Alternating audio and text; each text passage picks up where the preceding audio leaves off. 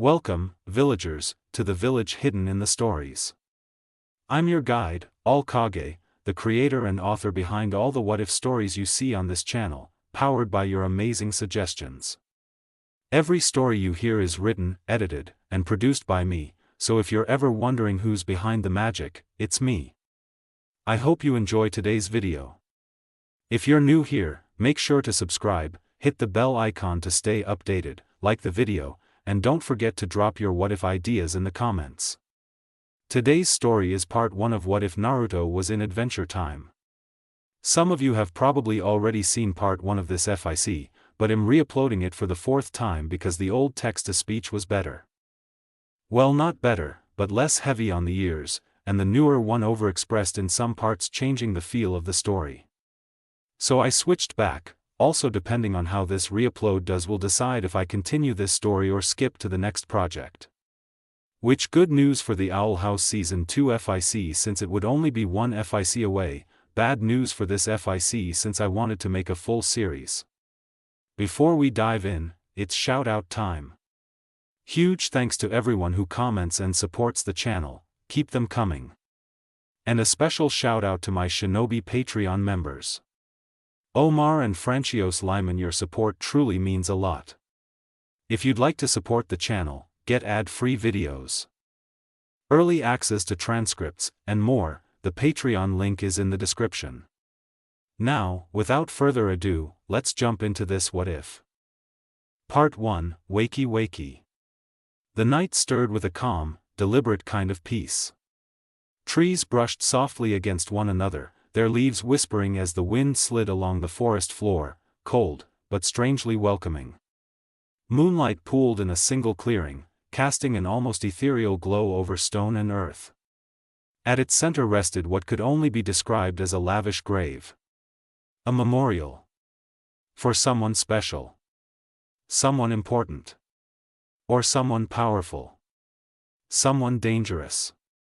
Stone markers stood arranged with deliberate precision, each carved with intricate fox motifs worn smooth by time. A low stone rail encircled a raised platform at the clearing's heart, branching outward to tall pillars, 9 in total, each standing silent and watchful. The place felt untouched. Undisturbed by the world of Ooo. Well, almost.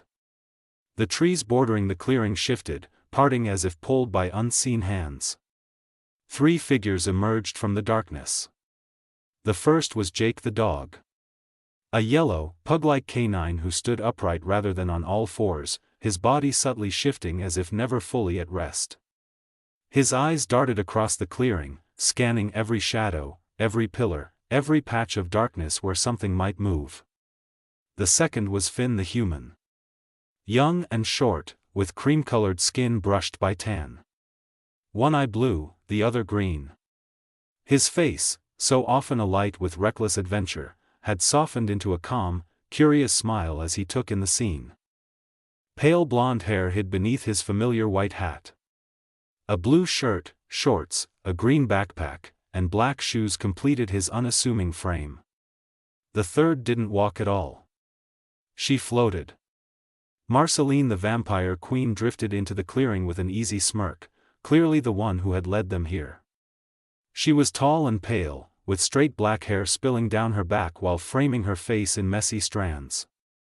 Sharp crimson eyes flicked over the area, alert even as she pretended not to care. Her build was lean, long-limbed, effortless.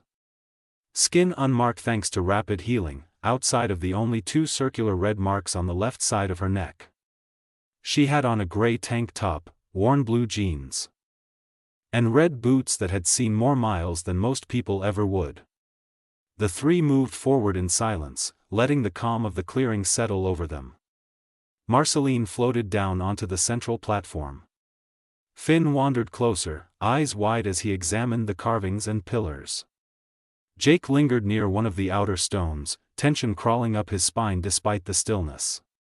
Finn was taken in by the intricacy of it all. Jake was not. After a moment, Marceline gestured lazily for them to come closer. Finn complied immediately. Jake followed, reluctantly, stopping just short of the platform, his frown deepening. I don't like this man, Jake muttered, his voice low and uneasy. This looks like the kind of place where vampires drain your blood. Finn glanced down at him, eyebrow raised, voice light. I thought we were done with the whole fear of vampires thing. I have enough fear to stay alive, Jake shot back, still scanning the shadows. Would you two stop yammering and get over here? Marceline called, half laughing, her smirk never fading. Finn jogged up onto the platform.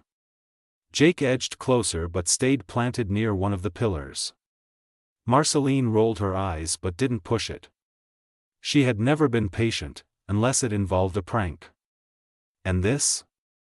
This definitely counted. They were walking in blind. Only she knew what this place really was. To most people, that would have been dangerous. But to Finn? That was half the fun with Marceline. So, what are we doing here? Finn asked, his tone still light as he turned to Marceline.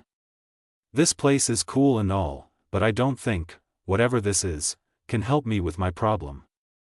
Marceline waved him off. Oh, it'll totally help, she scoffed. You said you needed a place to think so you'd have the best chance at hanging out with Bubblegum. She turned away, then jabbed a thumb toward herself. This is where I come to think. Really? Finn asked, awe flickering in his mismatched eyes. Yep. For a moment, her voice softened, distant, like she was somewhere else entirely. It helps me clear my head. Then her tone snapped back to normal, a half-smile aimed squarely at Finn. And it helps me stop you from bugging me with every problem you have. Finn laughed sheepishly. Jake edged out from behind the pillar he'd been hiding behind, eyes still darting. Okay, but what is this place? Marceline's expression shifted again, subtle, but real. Well. She paused. I guess you could call it a grave. I knew it, Jake yelped, instantly retreating behind the stone. Finn shot him a look. She doesn't mean our grave. He glanced back at Marceline. Right? The faint worry in his voice made Marceline snort. They were way too easy. Relax, she said. Obviously not. She gestured around the clearing, motioning to the pillars and carved stone. This place was hand-carved. Some of it by me. Then her hand drifted to the platform beneath her boots. But the important parts? She said, her smile turning quieter, more genuine. Those were done by a really close friend. She looked down at the stone for just a second longer than necessary. This is his grave. Marceline turned away from the two boys, hands slipping into her pockets as she looked out over the clearing. This place is important to me, she said, quieter now, not serious, not joking. Just honest. I come here when I need space. No distractions. No noise. Just room to think. She paused. Because it was his. Finn and Jake exchanged uncertain looks, edging a little closer together as the weight of her words settled in. What do you mean, was his? Jake asked, the fear in his voice thinning into wary concern. That kinda sounds like you're about to open your friend's grave. Yeah, Finn added carefully. I'm all for quiet thinking spots, but messing with graves feels like a hard no. Marceline waved them off without looking back. Relax. We're not defiling anything. She smirked faintly. Main thing is, we help Finn. And I know exactly whose help he needs. She turned just enough to glance at them over her shoulder. Besides, she added, almost fondly, it's not like he'd mind. Before either of them could ask what she meant, Marceline lifted her boot and tapped it against the stone beneath her. Once. Twice. 9 times. Each tap lined up with one of the surrounding pillars. Something clicked. Deep beneath them, gears turned. Stone scraped against metal.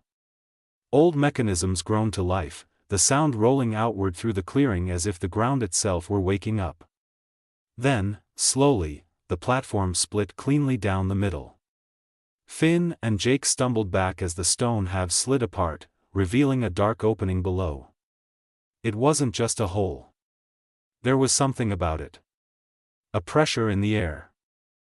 A twist of danger that flared for a heartbeat, sharp and thrilling, before softening into an unexpected calm. The sensation shifted constantly, impossible to pin down, like whatever rested below refused to be defined. Like it was waiting. A figure rose from the darkness. Not bursting upward. Not lunging. Just ascending, unhurried, controlled. Long, spiked blonde hair spilled down his back like molten gold, reaching all the way to the tips of his boots.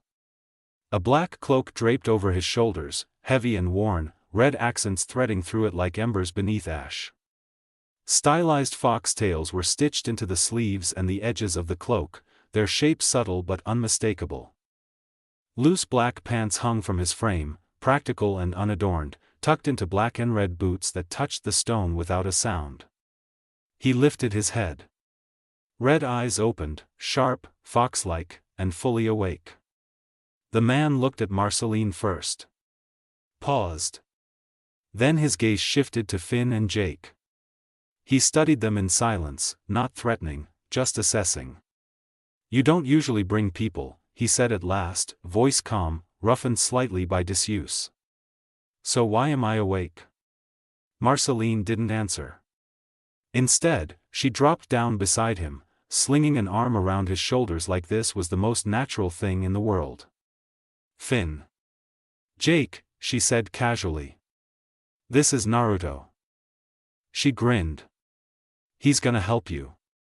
At that, Naruto's mouth curved into a sharp, mischievous smirk, easy, dangerous, and very much alive. Finn and Jake stared. And for the first time since stepping into the clearing, they weren't sure whether they'd just found help, or woken something who hadn't seen in a very long time. Naruto soared through the sky, a smirk catching in the blaring sunlight. He flew just beneath the clouds, long hair streaming behind him like a dark cloak as he cut through the open air. Wind pressed against his skin, warm and alive. His gaze drifted over the land below. The grasslands looked brighter than he remembered. From this height he could see everything, forests spreading wide. Plains stretching until they blurred into the horizon. Kingdoms tucked beside larger ones that flaunted their size and splendor. Snowy regions in the distance that seemed close enough to touch. Ooo had changed. He could feel it. Magic lingered faintly in the air, woven into forests and ruins, subtle hints of hidden dungeons, sealed relics, forgotten things waiting to be stumbled upon. New fun waiting to be had. A quiet freedom settled in his chest, unfamiliar in how light it felt. Everything seemed brighter. Not just because of the daylight, but because the world itself felt lighter. Looser. Naruto tried to remember the last time he'd been awake. As an immortal. Sleeping away years had always been easy.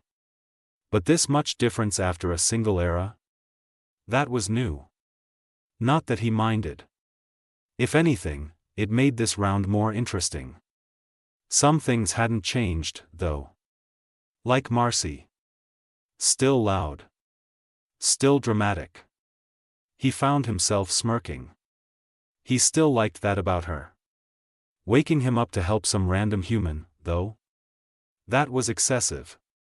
Not that he was complaining. He would have woken eventually.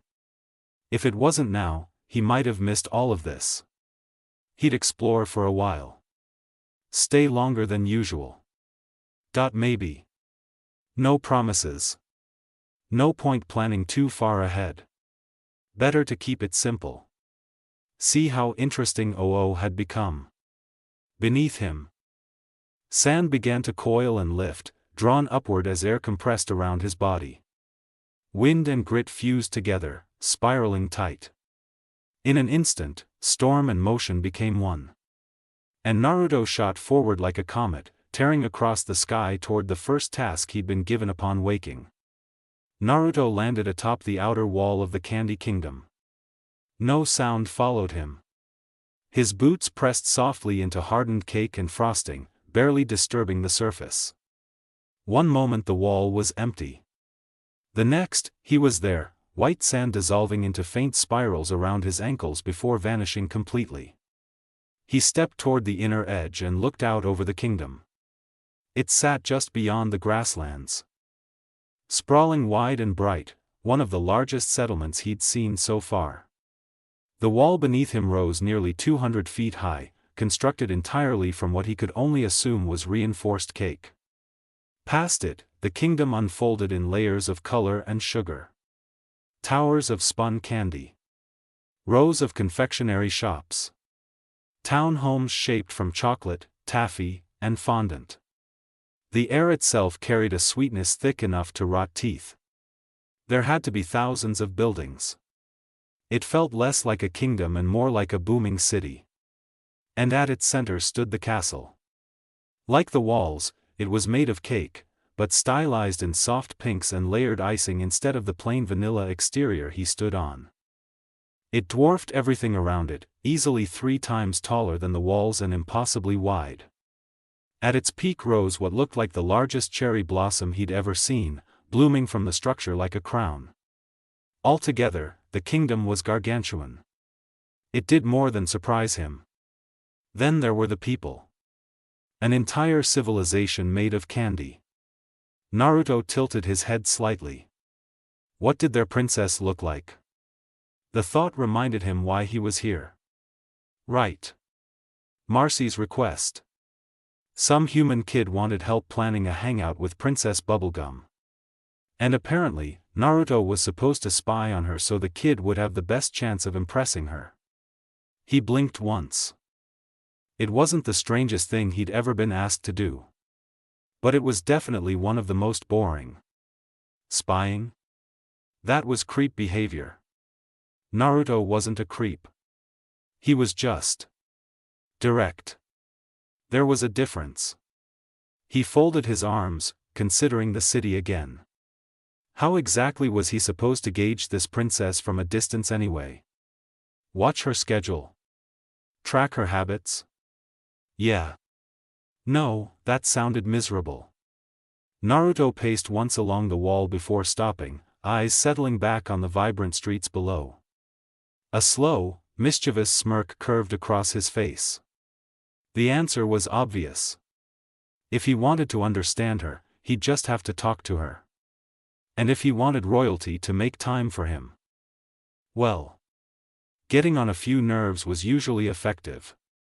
His grin widened. Much better than lurking around like a peeping Tom. Naruto rolled his shoulders once, then stepped off the wall. He didn't fall.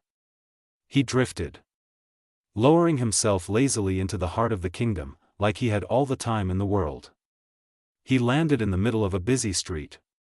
Candy citizens moved in neat lines, chatting politely as they carried boxes of sweets and trays of brightly colored supplies.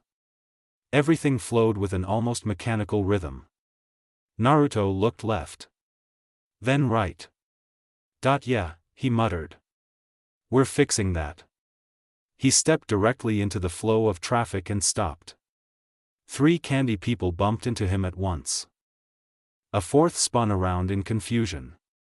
Somewhere nearby, a stack of gumdrop crates tipped over and burst across the pavement, scattering in bouncing flashes of color. Naruto crouched, picked one up, and turned it over in his fingers. Huh, he said. Actual gumdrops. He tossed it lightly into the air, not at anyone, and with a flick of his wrist redirected it mid-flight. The candy curved, tapped a passing citizen gently on the head, and bounced harmlessly away. That was how it started. Small mishaps. Accidents that didn't hurt anyone, didn't break anything, just enough inconvenience to slow things down. To irritate. To pull attention. A missing kite, suddenly stuck in the branches of a nearby tree. Crates that had been neatly packed inside a shop now scattered across the street, forcing their owners to start over. Pranks. Jokes. Little jabs. Individually harmless. In numbers? Impossible to ignore. Confusion rippled outward. Murmurs followed. Naruto's grin widened. He blurred. One moment he stood in the street. The next he was on a rooftop, hopping from caramel chimney to chocolate balcony. Fine spirals of sand followed his movements, nudging signs out of alignment, flipping decorative banners upside down. Nothing broken. Nothing ruined. Just wrong. Order disrupted. It took a few minutes before whistles finally pierced the air. Guards rounded the corner in stiff formation. Banana guards. Naruto blinked once. Huh. On theme. Stick-like legs. Banana-shaped bodies. Yellow skin. Heads half-dipped in chocolate and sprinkles. Each one held a spear pointed straight at him. There he is. Naruto turned toward them with a flat look. Honestly, he hadn't expected it to take this long. He hopped down casually, landing right in front of the formation. "Oh good," he said brightly. "I was wondering when security would show up." They charged. Naruto waited until the last possible second. Then he stepped lightly onto the nearest guard's chest, vaulted upward, and landed squarely on top of his head. The guard froze. Naruto balanced there easily. Arms slightly out, like he was testing a stepping stone. Huh, he mused. Sturdy. Another guard lunged. Naruto hopped to that one's head. Then another. Then another. He bounced between them in quick succession, boots tapping temples like stones skipping across water. Every leap was precise. Every landing effortless. The formation collapsed almost immediately. Banana guards spun in circles, bumping into one another as spears tangled and clattered to the ground. Naruto laughed, open and unrestrained. "Come on," he called. "You guys gotta coordinate better than that." At last, one guard managed to grab his ankle mid-jump. Naruto paused in the air and looked down at the hand gripping him. He could have slipped free. Easily. Instead, he tilted his head. All right. And let himself be yanked down into the pile of scrambling banana guards. Sand dispersed. The street went still. Somewhere in the distance, alarms began to ring louder. Naruto smiled. Perfect. Princess Bubblegum sat at the far end of her lab, legs crossed neatly at the ankles, one elbow resting against the arm of her desk. The desk itself was simple. Functional. Very different from the golden throne that now sat oversized and almost mocking in the throne room. Princess Bubblegum, ruler of the Candy Kingdom, one of the most brilliant minds in Ooo, and once among the most respected princesses in all the lands. At least, that had been true. Most of that had shifted for one very specific reason. She was younger now. Physically, she looked around Finn's age, slightly shorter than him, with light pink skin, short hot pink hair, and a slimmer, almost childlike frame concealed beneath a more stylized version of her usual gown. The result of complications. Thanks to a certain malevolent being, much of her biomass had been lost, reducing her to a younger state. That did not mean she was diminished. She retained her memories. Most of them. Her intelligence remained intact. Her experience remained intact. She was still Princess Bubblegum. The problem was that fewer people seemed to believe that. Even her own kingdom hesitated now. At first, she had tried to ignore it. In truth, part of her had wanted to remain like this. She had never been afforded a real childhood, never allowed softness or inexperience. This form offered something close to that. But within a week, the novelty wore thin. Her citizens still obeyed her commands. The banana guards still followed her orders. Yet the tone had shifted. Princess meetings no longer defaulted to her leadership. Reports were simplified before reaching her, as though she wouldn't understand or wouldn't care. Guards entered her lab unannounced more often than they would have dared before. The respect remained. The authority did not. There were benefits to this body. But they were outweighed by the subtle erosion of control. She could reverse it at any time. The formula was already perfected, one adjustment, and her biomass would stabilize back into its prior form. Power would return with it. Respect. Certainty. But she hesitated. Because changing back meant surrendering this. Surrendering the only approximation of a childhood she had ever known. And she still didn't know whether reclaiming power was worth losing that again. The princess frowned as she reached for a pencil. No use revisiting that internal debate for the 50th time this week. Instead, she began sketching out strands of formulas across the page, nothing urgent. Nothing groundbreaking. Just something to occupy her mind. She barely finished the first line. The lab doors slammed open with a thunderous boom, shattering the quiet she had just begun to reclaim. Princess Bubblegum looked up slowly, her frown deepening as her gaze landed on the banana guard who had burst inside. "Your Majesty." The guard stumbled forward, tripping over his own wooden feet. He skidded to a stop, saluted backward, and nearly jabbed himself in the eye with his spear. He was breathless. Panicked. Which meant he thought this was important. Bubblegum inhaled once, steady and controlled. When she spoke, her tone was calm, precise. "Report." The guard snapped upright. "We found someone running around the kingdom, stirring up trouble." He blurted. "He was all crash, and then whoosh, and then he ran on our heads and didn't follow arrest protocols." "None of them." "You attempted to arrest him," she clarified, one brow lifting with cool skepticism. "Yes, ma'am." "He resisted, then unresisted," the guard said stiffly. "So we detained him." Bubblegum set the pencil down carefully and rose to her feet. Even being shorter than her guard didn't change her demeanor. What kind of trouble was he causing?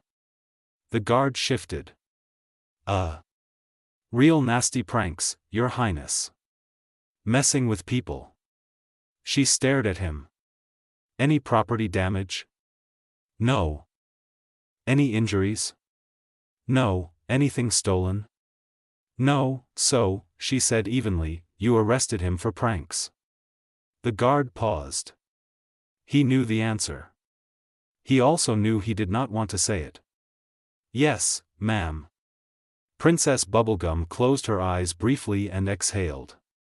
Of all the variables today could have introduced, an improperly detained civilian was not one she had scheduled. She folded her arms. "Did any of you document the incident?" she asked carefully, "as I have repeatedly instructed?" The guard looked at the ceiling. "No," another measured breath. "Is there anything else," she asked, her patience thinning by the syllable, "that you have neglected to mention?" The guard hesitated.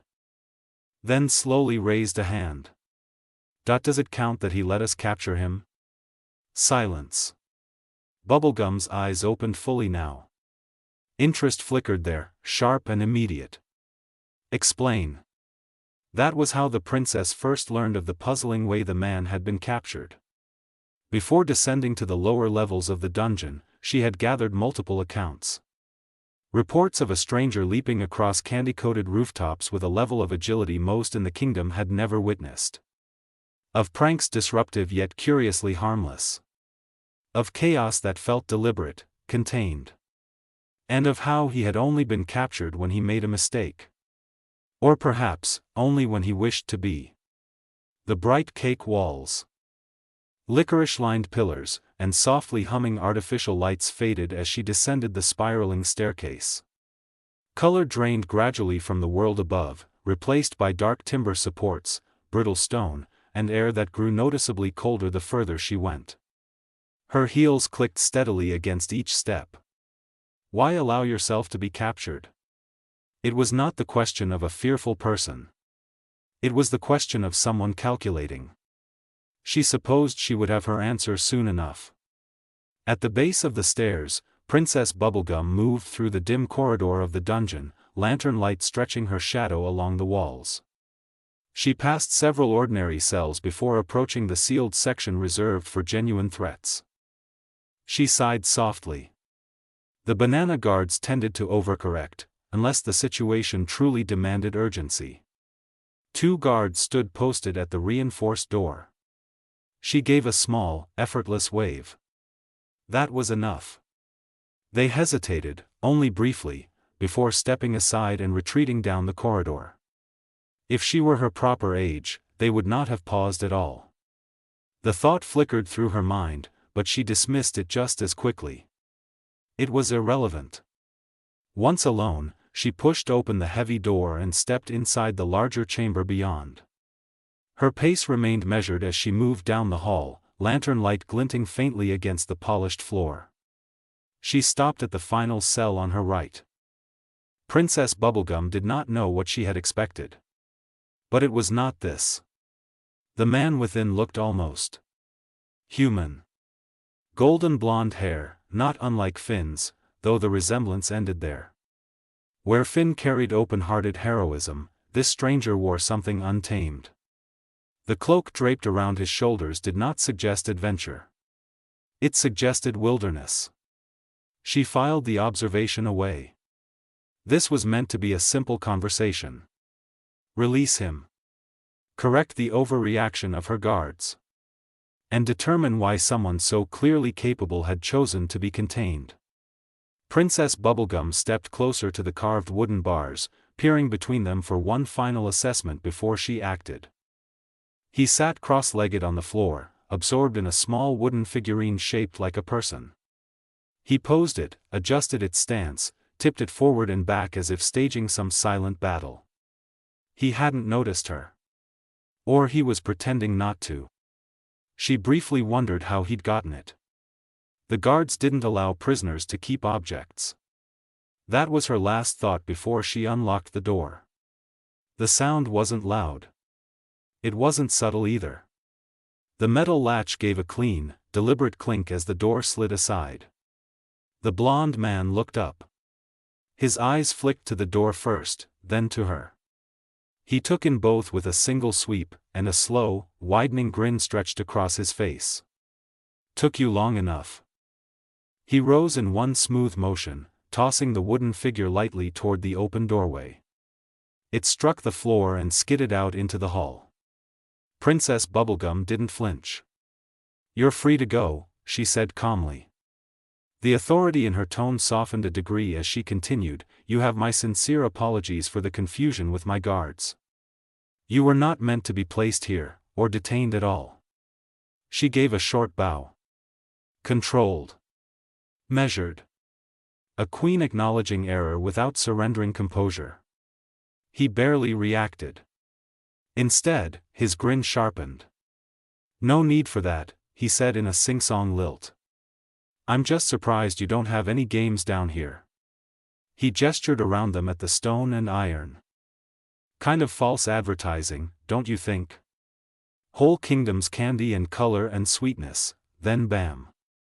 He tapped a wooden bar. Actual dungeon. He tilted his head. I was expecting at least a swimming pool. Bubblegum blinked. Not the strangest thing she'd ever heard. But certainly unprompted. His tone was bright. Animated. Almost delighted. For a fleeting second, she could have forgotten the setting entirely. Almost. If he had engineered his capture, and the report suggested he might have, then every word out of his mouth had intent. She straightened fully, smoothing her expression back into something professional and unreadable. As I said, this was a mistake, she replied evenly. You are free to leave whenever you wish. She let the statement settle. Silence followed. He didn't move. The wide grin softened into something smaller. Sharper. Curious. She exhaled through her nose. Why was it always the unusual ones? It was becoming increasingly obvious he had no intention of leaving. In fact, she would wager the dungeon had been the goal all along. Creative, she'd admit. Concerning, certainly. I said you are allowed to leave, she repeated, studying his face carefully. Unless this was intentional. Unless you plan to be here. He moved. One moment he stood in front of her. The next he was beside her, examining the cell interior as though he'd simply stepped around furniture. She hadn't seen the motion. There had been no warning shift of weight, no telltale preparation. Princess Bubblegum did not react. I guess you could say that, he drawled, hands sliding into his sleeves, tone still light. But you're going to have to be a little more specific. He dropped into a squat so his eyes were level with hers. Also, he added conversationally, why is the ruler of this place so humanoid? With how everyone else looks, I expected someone sweeter. He leaned back slightly, reconsidering. Pink's not a bad color. Just not what I pictured. She ignored the bait. So you are admitting this was deliberate? She pressed. I didn't say all that, he replied easily. Rising and beginning to circle her in a lazy arc, then please, she said, lifting her voice just enough to reclaim the center of the room, explain what you meant by, be more specific. He stopped somewhere just outside her peripheral vision. I mean, he said lightly, specific enough so I can gauge how much trouble I'm in. Princess Bubblegum paused. Did he mean that literally? She turned toward him, tone even, analytical. You're not in trouble. I'm simply trying to understand why someone would orchestrate their own capture. A fractional pause. Why someone would choose something so self-destructive. The air shifted. Not dramatically. Precisely. The man went still. Not tense. Not aggressive. Still. The grin vanished. The animation drained. What remained was measured. You think this is self-destructive? He asked. The words themselves were neutral. The delivery wasn't. The curiosity was gone, replaced by something quiet and edged. Not a threat. Not yet.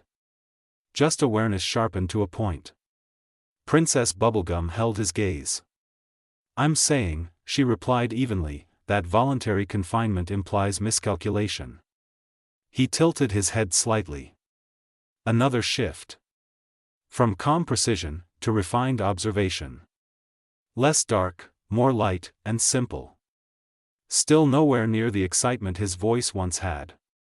Destructive implies damage. He said.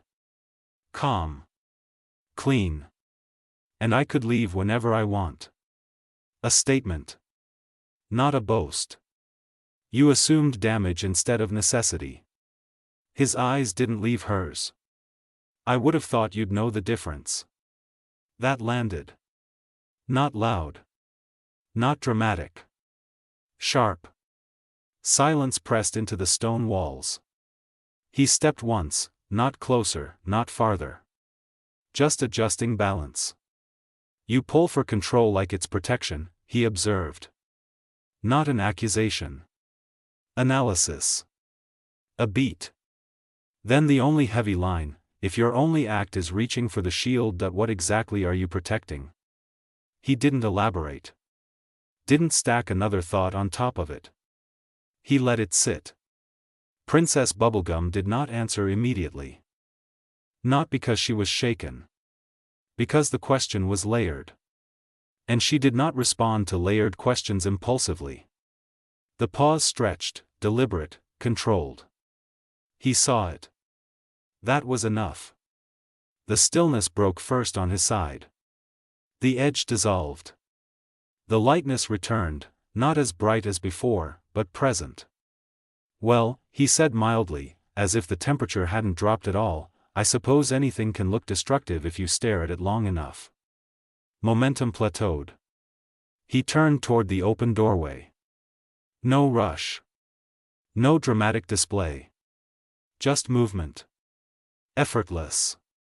He passed her without touching her, without crowding her, without asking permission. Because he had never been contained. And the door had been open the entire time. She didn't flinch. Didn't call guards. Didn't react outwardly at all. But later, alone, she replayed a single word. Necessary. Or perhaps, what are you protecting? Not emotional disturbance. Not shaken faith. Just a variable introduced into a system she had believed closed.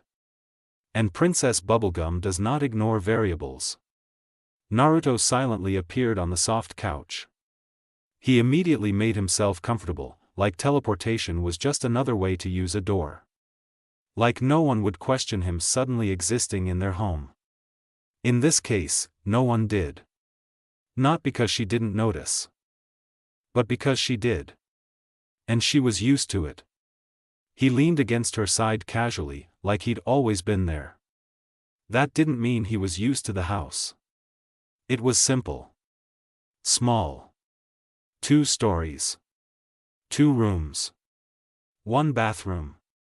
The living room and kitchen shared the same open space, pink walls, soft floors, barely any furniture. Almost empty. Just air and space. And yet it didn't feel empty. It felt full. Still a home, even without clutter. That's how Marceline liked it. Some things never change. You just gonna leave me in the dark, she asked lazily, already reaching for his hair, or are you gonna tell me about your first errand? Naruto glanced at her. She was already braiding his hair. Fingers moving like she'd done it 100 times, even though she knew he preferred it wild and spiked. He didn't stop her.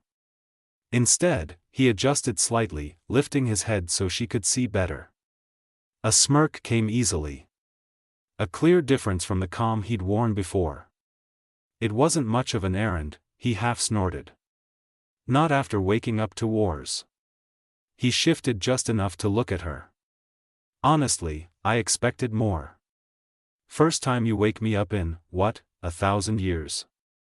His tone turned mock hurt. Has my reputation really fallen that far? I get summoned to help a preteen with his love life? Marceline laughed softly. That preteen summoned my dad and lived to tell the tale. Naruto paused. Summoned, that blonde kid? He blinked. How pissed was old Hunson? Honestly? Not much.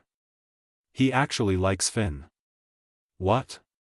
Her smirk deepened as Naruto stared ahead, visibly trying to process that. It had taken him a week in the Nightosphere to get even a sliver of respect from Hunson, and that wasn't friendly. Once he looked properly offended by reality, Marceline continued. And 2, she added, voice softer now, you know that's not the only reason I summoned you. She smiled, something fond beneath it. Things were getting boring. Figured I'd waste your time and make OO interesting again. Naruto leaned into her hands as she moved to the next braid. That's one way to bring life back into a place, he drawled, matching her tone. Then it shifted, slight annoyance creeping in. But watching a princess struggle? Not exactly a great use of my time. He tilted his head. Not that watching people struggle isn't funny. But with her it was just kind of sad. It came out like a question. But it wasn't. Marceline sighed. That's PB for you. She regretted it instantly. Naruto perked up. A nickname? His grin returned in full force. Oh, that definitely leads somewhere. Marceline froze. Her hands stopped in his hair. Her expression dimmed, not dramatic, just smaller. Not anywhere good, she said quietly. Naruto's smirk faded just as quickly. He didn't like that look on her. So he pivoted. Well, he said, energy snapping back into place, whatever the case, you made the right call. This place already feels lively. His grin widened. But I could spice things up. Topple a kingdom. Beat up some wizards. Meet a few women. Marceline's soft smile returned. Pervert. I'm highly observant, Naruto corrected smoothly. Looking isn't a crime. Pervert, she echoed, leaning her face close to his. He turned just enough to keep the grin. Not. The conversation faded into something familiar. Comfortable. She went back to braiding his hair. He let her. Both smiling. Until they weren't. After a few minutes, Marceline's hands slowed. Then stopped. Her expression shifted, not hurt. Waiting. Anticipating something that hadn't happened yet. Naruto didn't notice until she spoke. You planning to go back to sleep soon? Her voice had changed. Quieter. Less playful. He felt it immediately. That subtle shift in the air. I just woke up, he said, forcing brightness back into his tone. That's not an answer. His smirk disappeared. His voice didn't sharpen. It softened. Observant. He hadn't wanted this question yet. Usually she waited longer. Usually he'd already started thinking about it himself before she brought it up. But avoiding it would be worse. You know I can't promise to stay, he said lightly. Marceline exhaled. Not hurt. Just tired. I know. Her voice steadied. It's just getting exhausting coming up with random reasons to wake you up. A small, fond smile returned. Or tricking some schmuck into knocking on your door 9 times. Why you gotta be so complicated? That one was meant to lighten the mood. It worked. It's not that complicated, Naruto protested, playful tone flickering back. The 9 pillars make it obvious if you actually read what I carved into them. No one's inspecting random pillars that closely. And just like that, the warmth thinned again. So. She pressed gently, how long this round? Naruto sighed. I'm not giving you an exact answer, Marcy. He shifted upright, turning his back slightly to her. Silence settled between them. But I will say. I won't be sleeping anytime soon. A pause. I'll stay long enough to carve my name into something again. Marceline stared at him. That'll fade, she said quietly. And I'll still be the only one who remembers. He didn't answer right away. What's so wrong with that? He asked. Marceline didn't argue. Didn't debate. Just said, softer than before, I'm glad you're back, Naruto. Naruto didn't add anything after that. He let the moment settle, let the words dissolve back into something easier. Something quiet. Comfortable silence returned like it always did. Eventually Marceline finished braiding his hair. After a while, she drifted off to sleep. Naruto stayed awake. And started thinking. What exactly was he supposed to do now? The old rule, help whoever woke him up first, was already fulfilled. Which meant he had time. Too much of it. Ooo wasn't perfect. He could tell that from a single glance while flying overhead. There were cracks. Problems. Chaos tucked beneath color. But it was alive. And it had potential. So where did he start? A week passed before that question answered itself. Naruto spent his freedom the only way he knew how, by stirring things up. He explored. Wandered. Picked fights he didn't need to. Played pranks. Scared a few wandering creatures just to see their reactions. Distracted himself with motion. If he stayed moving, he didn't have to sit still long enough to think. Wizard City became a quick favorite. Strange rules. Stranger people. But fun. He bent a few regulations. Out-talked a couple of spellcasters. Left more than one wizard questioning reality. Time moved faster than he realized. So fast he forgot something important. The original errand. Helping that Finn kid with his hangout. When it finally hit him, twice over, Naruto sighed midair. Right. The blonde. Since the kid was Marceline's friend, it felt almost disrespectful not to at least check in. So Naruto changed direction and went to visit the boy. Finn and Jake trudged back across the grasslands. The giant hollowed-out treehouse rising ahead like an old friend. The sun hung high and steady, bright but not harsh, the earlier adrenaline of the day already fading into a slow, lazy calm. They stopped just outside the door, brushing dirt and stray sand from their clothes and fur. The dungeon raid had been a bust, nothing exciting, nothing worth the hype. Man, Jake drawled, eyeing his rumpled yellow fur with a grimace, that dungeon was bunk. You're telling me, Finn sighed, disappointment heavy in his voice. Sorry dude, Jake said, turning to him with softer eyes. I should have known that witch was full of it when she said the greatest dungeon ever hadn't been looted yet. Finn gave a small, reassuring smile. It's not your fault, man. Then the frown crept back, more thoughtful than angry. I mean, why would we even believe that? Yeah, Jake agreed, matching the reflective tone. They stood there a moment, boredom settling in like dust after the fight. Dungeon raiding had been their thing lately, any rumor of a fresh one and they'd jump at it. Too bad this last one had been such a letdown. Jake perked up first, sly curiosity lighting his eyes. So, he started, it's been about a week. You hear from that Naruto guy yet?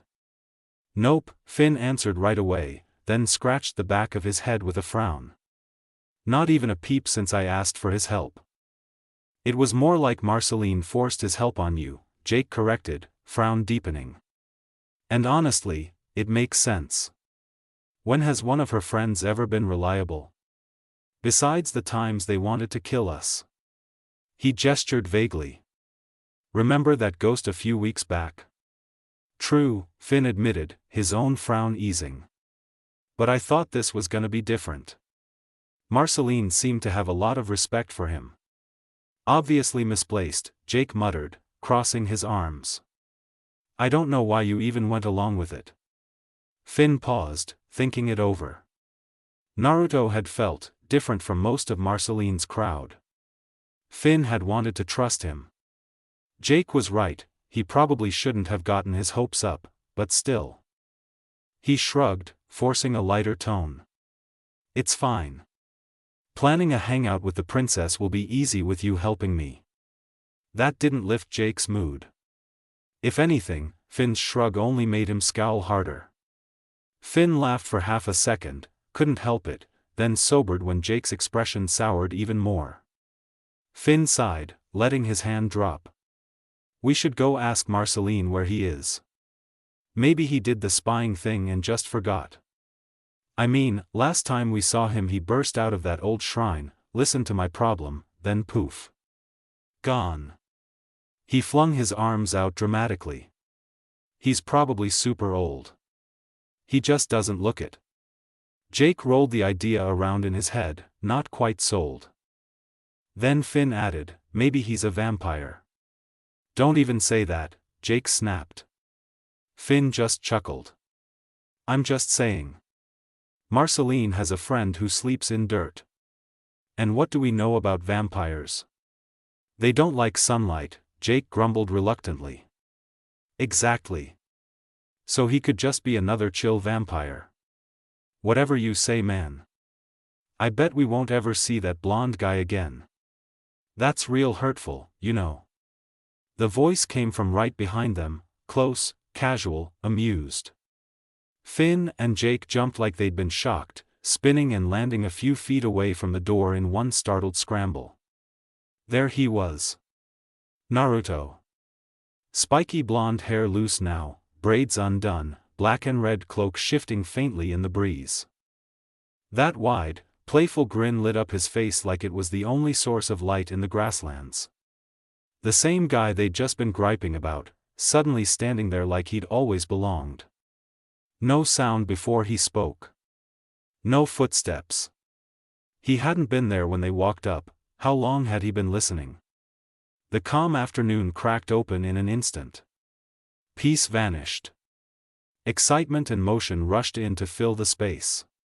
Finn and Jake gaped, mouths open, questions piling up behind their eyes. "Where'd you come from?" Finn finally burst out. Naruto tilted his head, smirk widening. "You know. Around." Then, without warning, he was right beside them, arms wrapping both in a quick, too tight hug. Jake gritted his teeth and stretched instinctively, trying to slip free. Finn squirmed, caught off guard. "How's the week been?" Naruto beamed, voice bright and curious, pulling them closer. "I know I'm a bit late on my part of the favor I owe you, but I got sidetracked as I walked down the road of life." The words hit fast, like a whip crack. Before they could process, Naruto vanished again, only to pop right back in front of them. "What do you mean by sidetracked?" Jake shouted, finally breaking loose and turning on him. "It's been a whole week since you said you'd help Finn." He planted his hands on his hips, eyes narrowed, disappointment clear. "We may be adventurers, but we can get bored waiting too. Also, are you a vampire?" Naruto raised his hands defensively, still smiling. "Sorry, but like I said, got sidetracked. You try waking up in a new place and not taking a look around. It's pretty hard." He shrugged. "And not a vampire. But we share a few things in common. Mainly being stubbornly hard to kill." Finn blinked, trying to keep up. The guy talked fast, moved faster, got way too close way too quick. He was like a storm in human shape, overwhelming, confusing, impossible to pin down. But he was here. And he was talking about the favor. Finn forced a smile. "Not to sound rude, but can we get back to you helping me?" Jake eased back a step. Hostility fading into annoyed curiosity. He crossed his arms. "Yeah. Finn's right. Did you even do what we asked?" Naruto circled them slowly, grin sharpening. "Slow your roll. We didn't even get to what you're gonna do to make this favor even." Finn and Jake exchanged a look. "What do you mean?" The playful tone dropped for a second, replaced by genuine confusion. Naruto's smile faded into a light frown. "Wow. Marceline really told you nothing about me before waking me up." He raised an eyebrow, then the grin snapped back. "Who am I kidding? That's so like her." Jake and Finn stared blankly, still struggling to track. Naruto stopped circling, planting himself right in front of them. "You see," he said, smirk widening again, "for the past couple 10,000 years, I've been semi-immortal." He leaned in closer, voice dropping conspiratorially. "I exist in some eras, sleep through others. Every now and then some idiot, or hot chick, wakes me up." "Hot chick," Jake echoed, interest piqued despite himself. Naruto bent to Jake's level, gave a quick nod and a deeper smirk, then slipped away again, already rambling on. "It happens more often than you think." "Anyway," Naruto said, already circling them again like he couldn't stand still for more than a second, "someone wakes me up, and with all the power I've picked up over the years, I either help with whatever problem they've got. Give them what they asked for, or kick their ass for bothering me. Usually I want something in return. A favor." He stopped just long enough to flash that sharp grin. "If the ask was exciting enough, I make being part of it the favor. And if it was boring?" He shrugged, eyes glinting. "I up the stakes to something nearly impossible. And unfortunately," he finished, pointing lazily at Finn, "your request falls under the latter." "What? How?" Finn threw his arms out. Naruto ticked off on his fingers like he was reciting a grocery list. "Let me recall specifically. You asked me to help plan a hangout, not even a date, with a princess. Do you know how boring that sounds? Why would I want to sit around plotting small talk and snacks?" Then Marceline suggested the spying thing. "Still boring." He spread his hands. But hey, I do thank you for having her wake me up. If you hadn't, I probably would have missed how Oo's changed. I mean, have you seen this place? It's amazing now. Less doom and gloom, more sunshine and volcanoes. Don't you mean rainbows? Jake asked, deadpan. I said what I said. Naruto waved it off, grin never fading. Anyway, your task was boring. So what exactly are you giving in return for me to help you? Can we just pay you? Finn offered quickly. We've got tons of gold just sitting around. Nah. Too simple. Jake narrowed his eyes. What exactly do you define as impossible? You get to decide that. What do you mean? Finn blinked. I don't know, Naruto said with a shrug, but this is the situation you're in now. I'm very picky about what I find exciting or boring. Force of habit. Or maybe indecisiveness, I've never actually sat down long enough to figure it out. This is complete baloney, Jake muttered. Do you even want anything? No, not really. Naruto paused mid-circle, eyes lighting up like he'd just had the best idea. Actually, I think I know what the favor can be. Yeah? Finn asked, wary but hopeful. Yep. Naruto pointed at both of them, grin going wicked. Land 2 blows on me. Solid hits. Any kind of attack. And I'll tell you what I found out and help you with your hangout. Wait. What? It's pretty simple, Naruto said, stepping back a pace like he was already setting the stage. We fight, you land 2 clean hits, and I'll help. Easy. You're not serious, right? Finn asked slowly. We've fought giants, monsters, random beasts. We could totally land a hit on you. That's what you say. Jake tilted his head. You sure that'll even count as a favor? It seems kinda basic. Why would you even want us to attack you anyway? Naruto's expression shifted, just a flicker. Still playful, but with something sharper underneath. To answer your first question, it'll be pretty close to impossible to land a clean blow on me. Second. He met Finn's eyes directly. I heard from Marcy how you survived an encounter with Hunson of all demons. Guy's been around longer than me. So it's got me intrigued how you didn't die. Finn straightened a little, pride flickering despite the weirdness of the setup. Well, if you're really that interested, and this'll make you help, I guess we gotta. Yeah, Jake added, cracking his knuckles which stretched with a faint rubbery sound. This'll be easy. Whatever you say, kid. Naruto's grin turned almost warning. Just don't get too cocky. I learned the hard way that usually doesn't end well. Don't make me teach you the same lesson. Finn bounced on his toes, already hyped. So we just go whenever, right? Yep. Naruto took one more step back, cloak settling around him like it was waiting too. The grasslands suddenly felt bigger, quieter, the sun still bright overhead but the air buzzing with something new. Finn and Jake exchanged a quick look, half excited, half what did we just agree to. Then Naruto spread his arms wide, a grin splitting his face. Whenever you're ready. Jake stretched first, yellow limbs whipping out like living ropes, fast and heavy. One strike, planned to be the first and last, aimed right at Naruto's temple. Jake expected it to land. To knock this guy right off his feet. That wasn't what happened. Almost at the last second, Naruto turned away. Cocked his head, letting the elongated fist fly right past him. He flowed out of the way naturally, on instinct, that was the moment they felt it. The excitement didn't disappear, it shifted. Into something more challenging. Naruto grinned as the arm continued to whiz past. His eyes glinted. You almost got me with that, he teased, voice light, playful interest bleeding through. He leaped back in 3 easy flips, landing in the middle of the clearing like he owned it.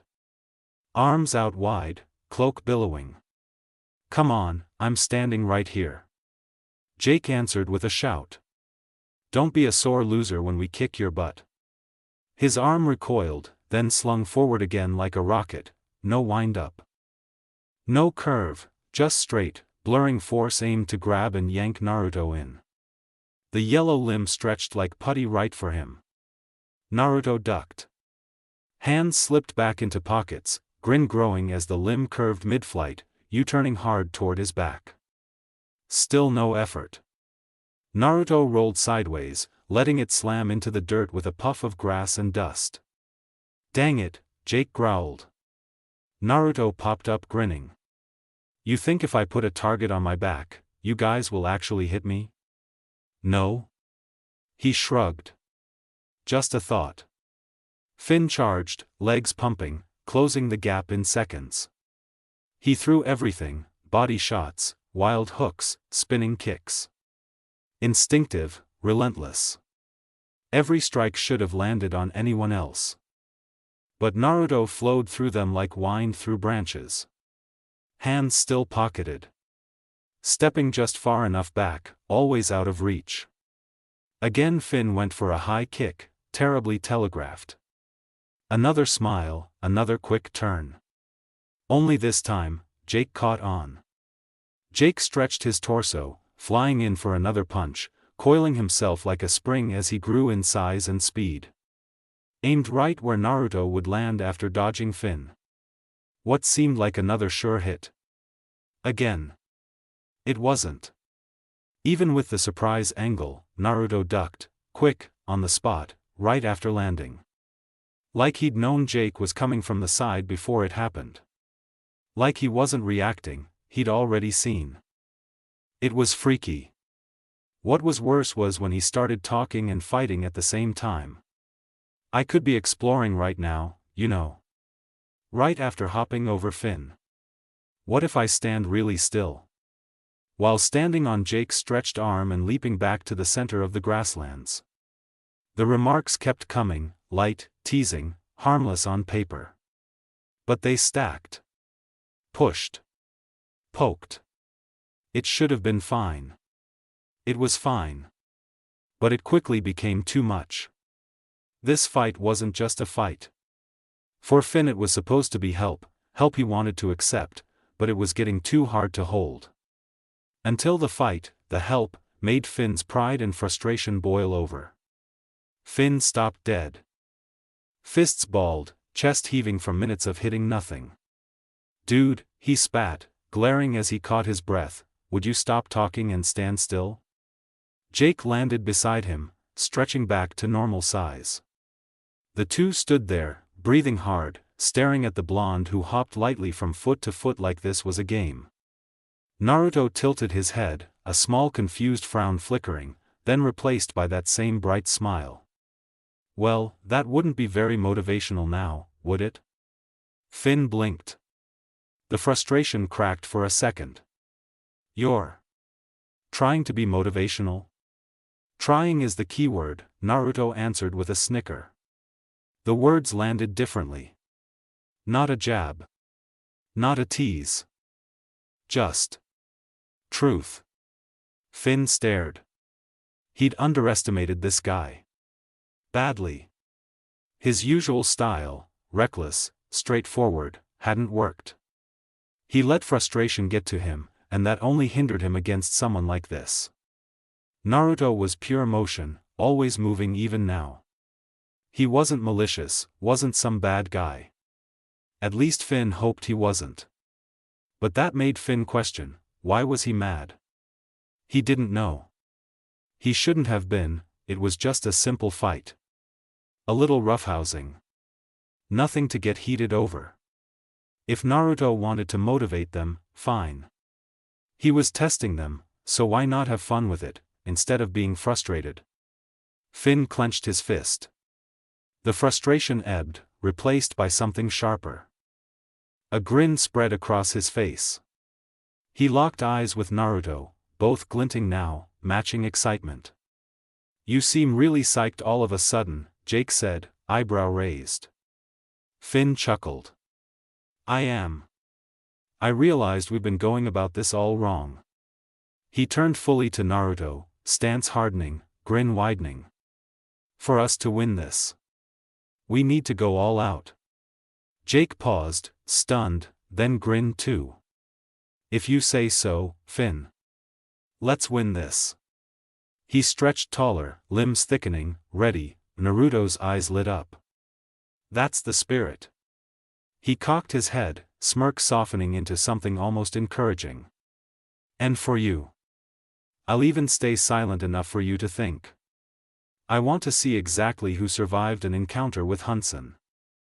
What did you tell us about being cocky? Finn roared, smile fierce as he rushed forward. Jake lunged right behind, legs stretching to vault over Finn and land on Naruto's back. He condensed instantly, arm swelling into a massive fist, big enough to dent steel, coiled and ready. Finn reached first. Momentum carried him, he spun low, leg whipping out in a back kick aimed at Naruto's ribs. At the same instant, Jake's fist rocketed forward. And the wind cracked. Both hits landed. Not clean. Not the way they wanted. Finn's kick met an elbow, hard, unyielding. Jake's punch slammed into a raised knee. The blocks locked them in place, strength matched and then surpassed without effort. Naruto stood smiling, casual, like the clash was nothing. But something had changed. Finn and Jake pulled back, grinning despite the stop. They adjusted angles, Finn aiming a temple punch, Jake stretching a side kick. Blocked again. They rushed together now. Every angle. Every combo. Punches, kicks, stretches, feints. Relentless. And every time, blocked. Effortlessly. The attacks never landed right, but before they had never landed at all. Now, instead of dodging every attack, Naruto was forced to block. Still with that same grin, but almost like they made him try. Seeing this, Jake and Finn pushed harder, keeping what pressure they could. Until, Naruto leaped back after the latest block. Landing lightly, already opening his mouth for another remark. You guys are getting, Jake didn't wait. Without a word, his arm snapped out like a whip, faster, sneakier, no telegraph. It cracked across the air and caught Naruto clean on the jaw. The impact echoed, sharp, real. Naruto's head snapped to the side. A thin line of red appeared on his cheek. Finn and Jake stopped. Paused. Their first real hit. They half expected to be congratulated by the man. But for a heartbeat, nothing. Then the air changed. The playful fight seemingly ended as Naruto stayed still with his head tilted back from the hit. A sense of worry started to build in Finn's and Jake's chests. Until that was gone too. For a split second, they felt it. Felt true bloodlust. Felt the feeling of danger. Predatory. Constricting. Tight. Coiling around them and freezing them in place as if something was studying them.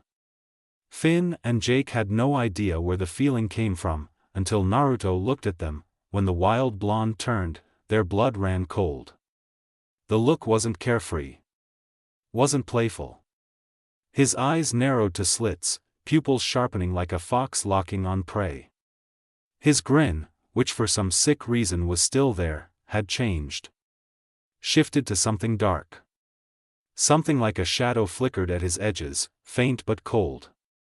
The look stayed for another half-second, long enough for them to get a good frozen look, before it vanished, along with that dark coiling feeling. The playful air came back slowly. Naruto exhaled once.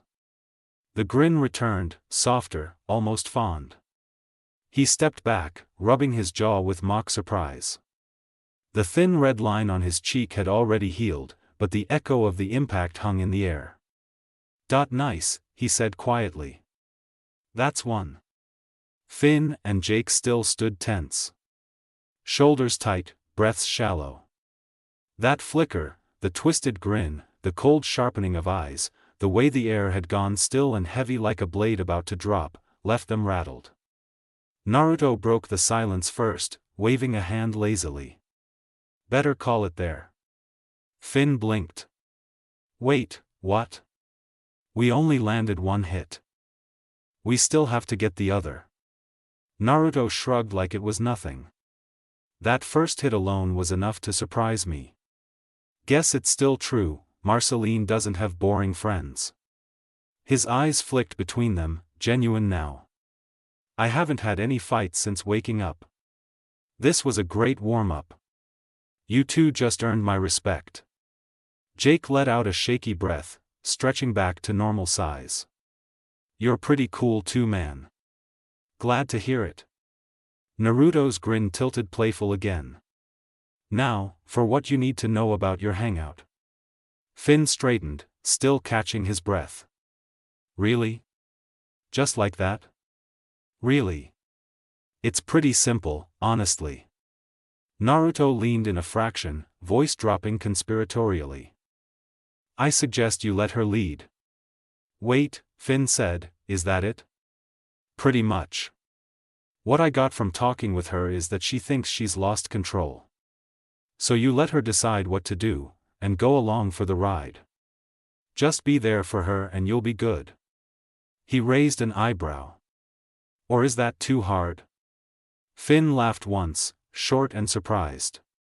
No, I think I got it. He turned to Jake. What do you think? Think it could work? Jake scratched his head, glancing at Naruto like he was still processing the whole thing. I don't know. But after that fight? It's worth a try. Well, I guess it's better than nothing, Finn said, turning back with a grin. Hey, thanks dude, he stopped. Naruto was gone. No sound. No wind. Just empty space where the blonde had been standing a second ago. Finn blinked. Where'd he go? Jake stared at the spot, then up at the sky. Dude just poofed. Finn let out a slow breath, hands dropping to his sides. The grasslands felt quieter now, the sun still bright but the buzz of the fight fading fast. He replayed it in his head, the whole thing. Finn had to admit, it was a great fight even if he and Jake were only able to land one hit. It was fun, exciting, and more effort than Finn or Jake had ever put into a fight before. Though the help was lacking. Finn didn't mind it now.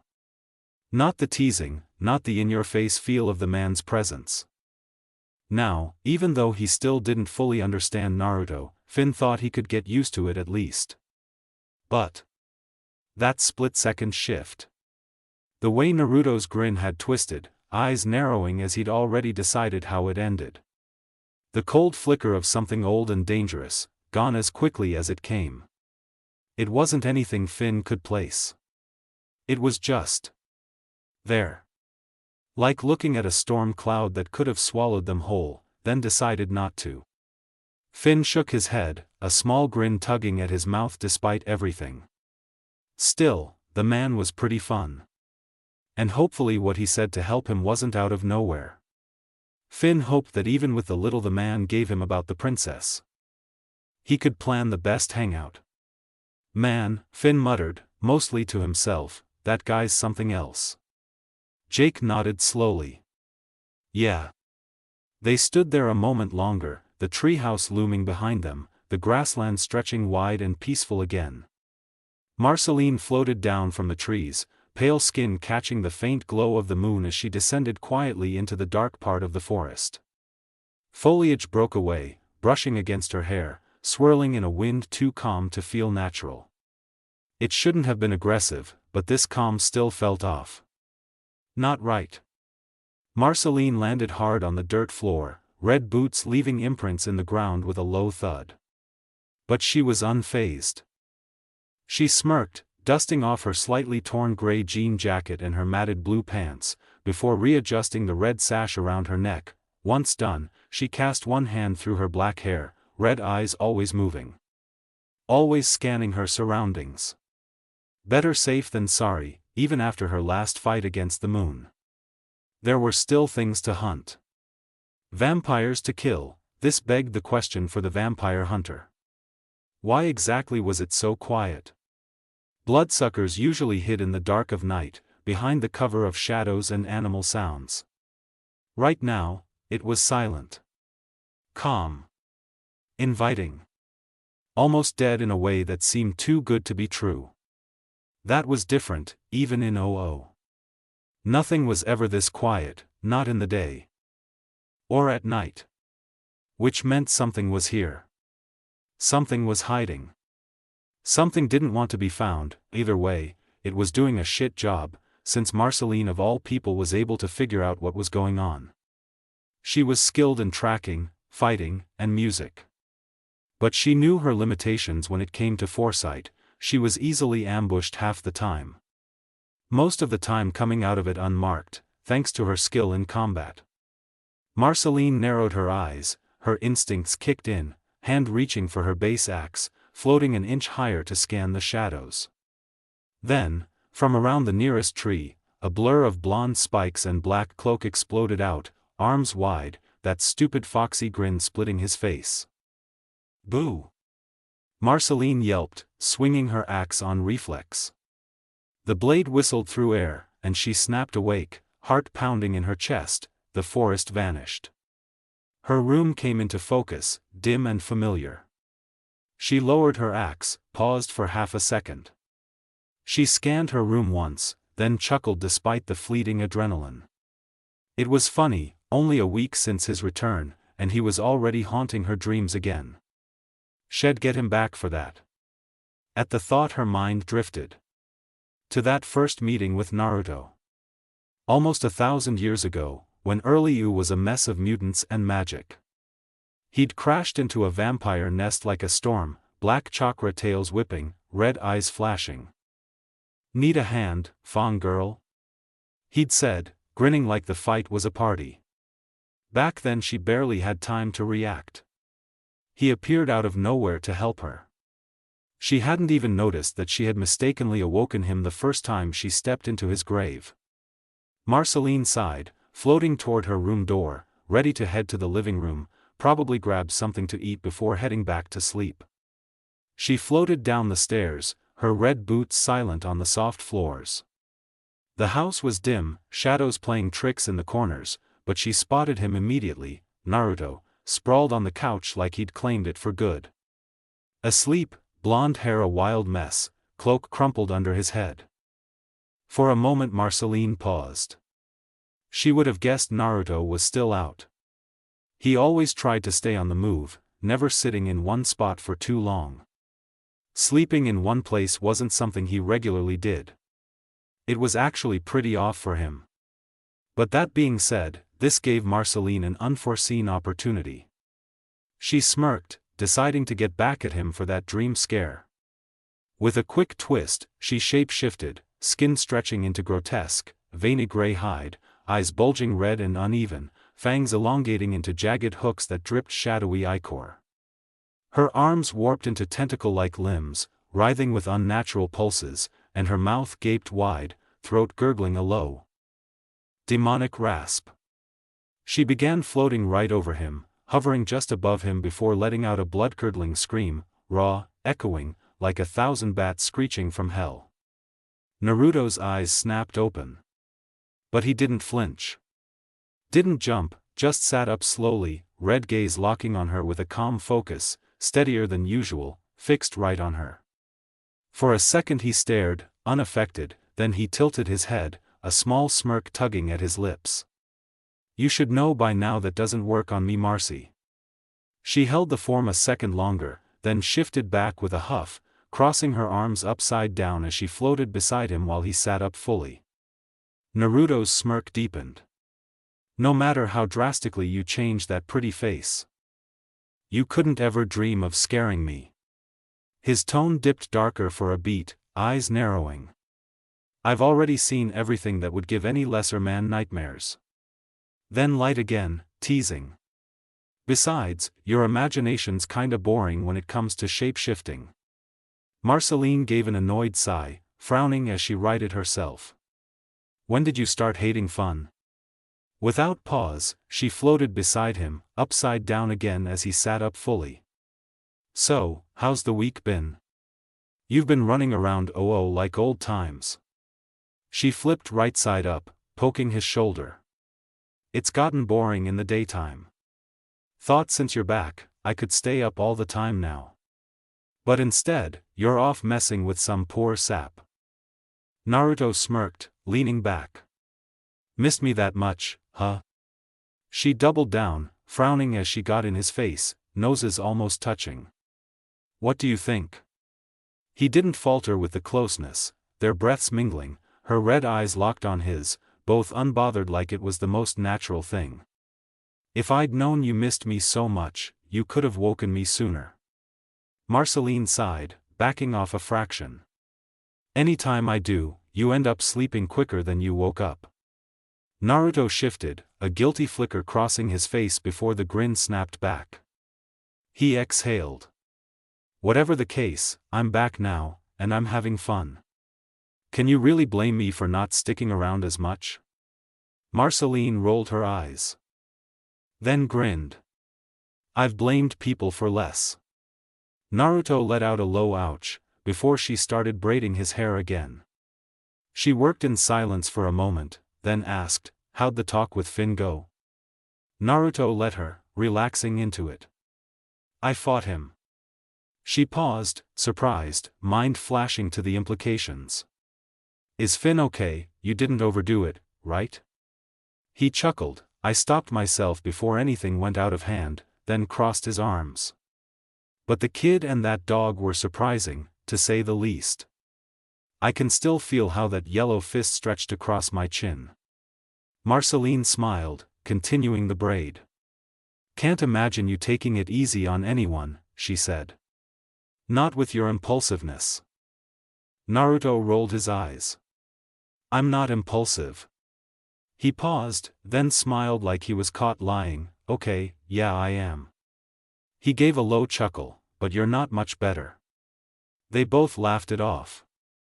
She finished the braid and started resting lazily on his shoulder. Was fighting Finn and Jake all you did? No, Naruto answered plainly, but the other stuff was kinda boring compared to that. To think, a week of the great Naruto's time was wasted, Marceline exclaimed teasingly, smirk growing. He didn't respond, just sighed in agreement.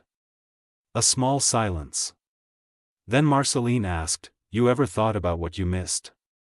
Naruto paused, less playful, more thoughtful, smile fading slightly. Reflective. Really don't know. Never counted years I haven't experienced. Then the playful smile came back, not fully. It's why I'm so bad with my age. I always say about 2000, but that's really only mentally, chronologically I'm older. Can't guess the number since I sleep past some years. Marceline shook her head. Another pause. Naruto back to smile faded again. Why'd you ask? Marceline stared at him, a small frown forming. She gave a slight huff, then said, I've grown used to seeing you sleep and come back eventually. She tilted her head, giving a half smile. I just wish eventually didn't take so long. That got another guilty look, one Marceline didn't notice. The silence grew. It became comfortable, like it always did. For a moment, she let herself enjoy the warmth of his shoulder, the familiar rhythm of their banter. These moments always feel good, but she knew how they ended. Naruto drifts, and she's left waiting again. Naruto stayed on the couch for a bit after Marceline disappeared upstairs. The house settled into quiet again, broken only by the steady clatter of knife rain against the windows. He glanced toward the door once, considering another attempt outside, but the memory of those falling knives almost stabbing him from above made him think better of it. He liked danger, but he didn't feel like dodging several falling knives because of the day's weird weather choices. With a quiet sigh, he leaned back into the couch, one arm hanging over the side. Guess I'm stuck here, he muttered. The ceiling above him was unfamiliar, but that wasn't exactly new. Naruto closed his eyes, letting the quiet stretch out. He only meant to rest them for a minute. But the rhythm of the rain kept tapping against the glass, slow and steady, and before long the sound blurred together. Until he fell under the whispers of sleep. However long later. Naruto opened his eyes, blinking a few times to shake off the tiredness. He sat up slowly, expecting the dim pink glow of Marceline's living room. Instead, the air felt wrong. Heavy. Like something unseen was pressing in from all sides. Naruto rubbed his eyes again, frowning. That was weird. No couch. No ceiling. No walls. Just trees. A dense forest surrounded him, the kind that swallowed sound the moment it was made. The air hung dark and tense between the trunks, but something about it felt off, like a horror movie that didn't quite understand what made things scary. Naruto stood, boots sinking slightly into the dirt. The ground shifted under his weight, loose and grainy, like it hadn't quite decided whether it wanted to stay solid.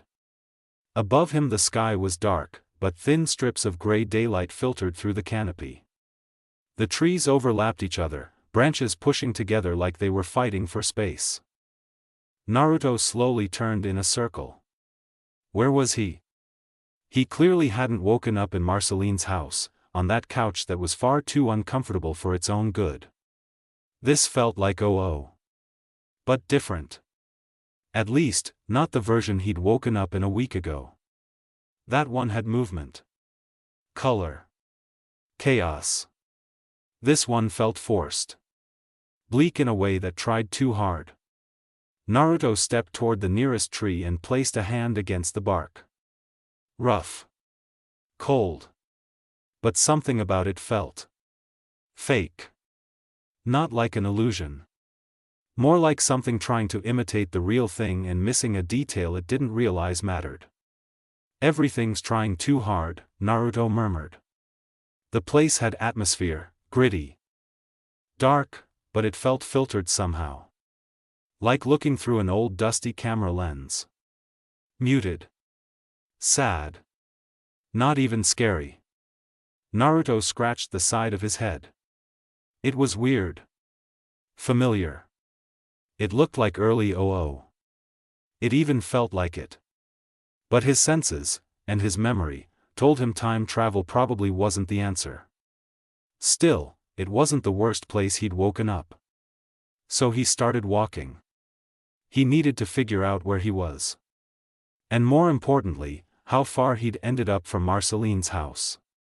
He didn't get far. The forest ended almost instantly. One moment trees surrounded him. The next, the world folded inward.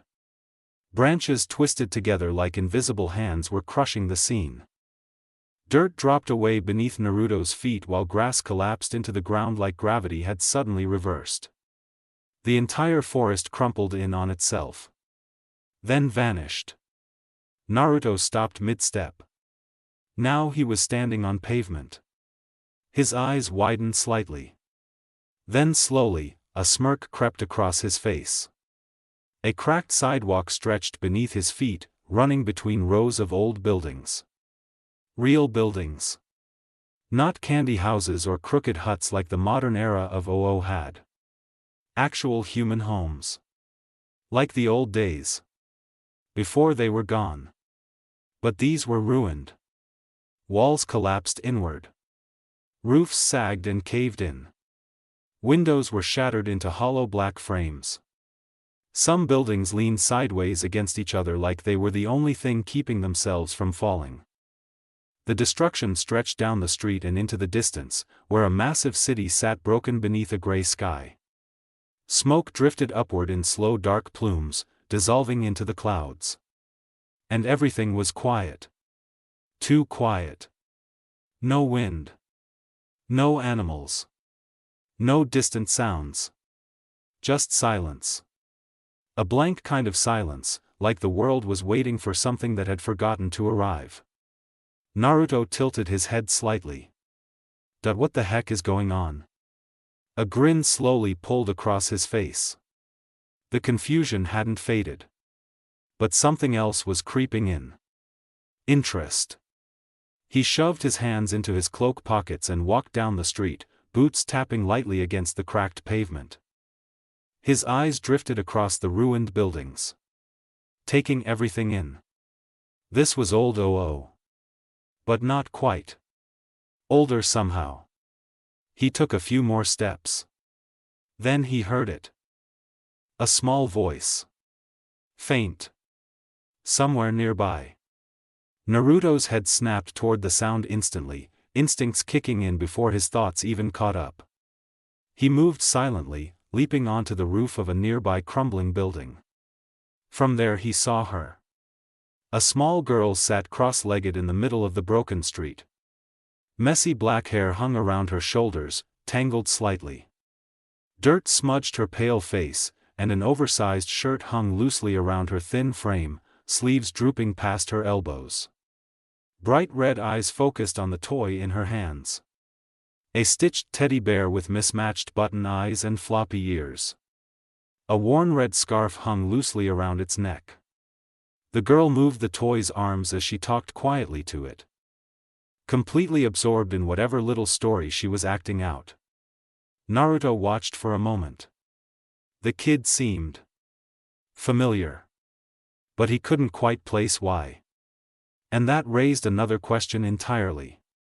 What was a kid this young doing alone out here? Even for Ooo, that was strange.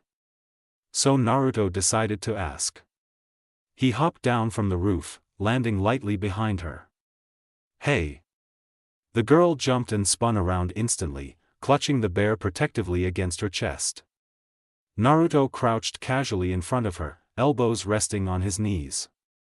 Nice doll, he said with a small grin. Looks like it's been through a war or two. He gestured lazily toward the ruined city around them.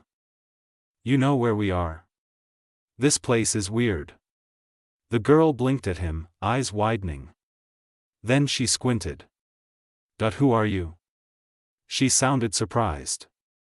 Not afraid. Just confused. Naruto shrugged. Just some guy who woke up in the wrong place. He leaned back slightly. I was taking a nap and suddenly, bam, sat Apocalypse Forest. She frowned. You talk too much. Naruto opened his mouth. Then stopped. Fair. He rubbed the back of his neck before nodding toward the stuffed bear. So what about you? You out here alone? The girl puffed up slightly. I'm not alone. She lifted the bear proudly. I have Hambo. Naruto looked at the toy. He stared at it for a moment. Then he smiled faintly. Ah. My mistake. He stood, stretching his arms slightly. Well, sorry for interrupting. He waved lazily as he turned away. Don't get lost. Before she could respond, he vanished. A moment later he reappeared on the branch of a dead tree overlooking the street. Below him, the girl simply shrugged and went back to playing with her bear. Naruto leaned back against the trunk. The grin slowly faded from his face. Okay. Now he was confused. Actually confused. His gaze drifted back toward the ruined skyline. This place felt familiar. Not exactly. But close. It reminded him of early Ooo. Back when the world had still been figuring itself out. But something about this place felt even older than that. His eyes drifted back to the girl. Small. Alone in the middle of a dead city. Playing with a stuffed bear like the ruins around her didn't exist. Naruto frowned slightly. Wait a second. His eyes narrowed. The ruined city. The strange forest before it. The way the entire world had folded and replaced itself. And that kid. A slow realization crept into his mind. She looked like Marceline. Not exactly. But close enough to make the connection obvious once he saw it. Like someone had taken his friend and shrunk her down years. Naruto tilted his head. No, time travel still didn't feel right. There were signs when that happened. He would have noticed. Which meant something else was going on. Naruto crossed his arms thoughtfully. Then the answer clicked. This isn't a place. His eyes scanned the ruined street again. It's a moment. Pieces of a scene. Fragments stitched together. Naruto exhaled slowly. Memories.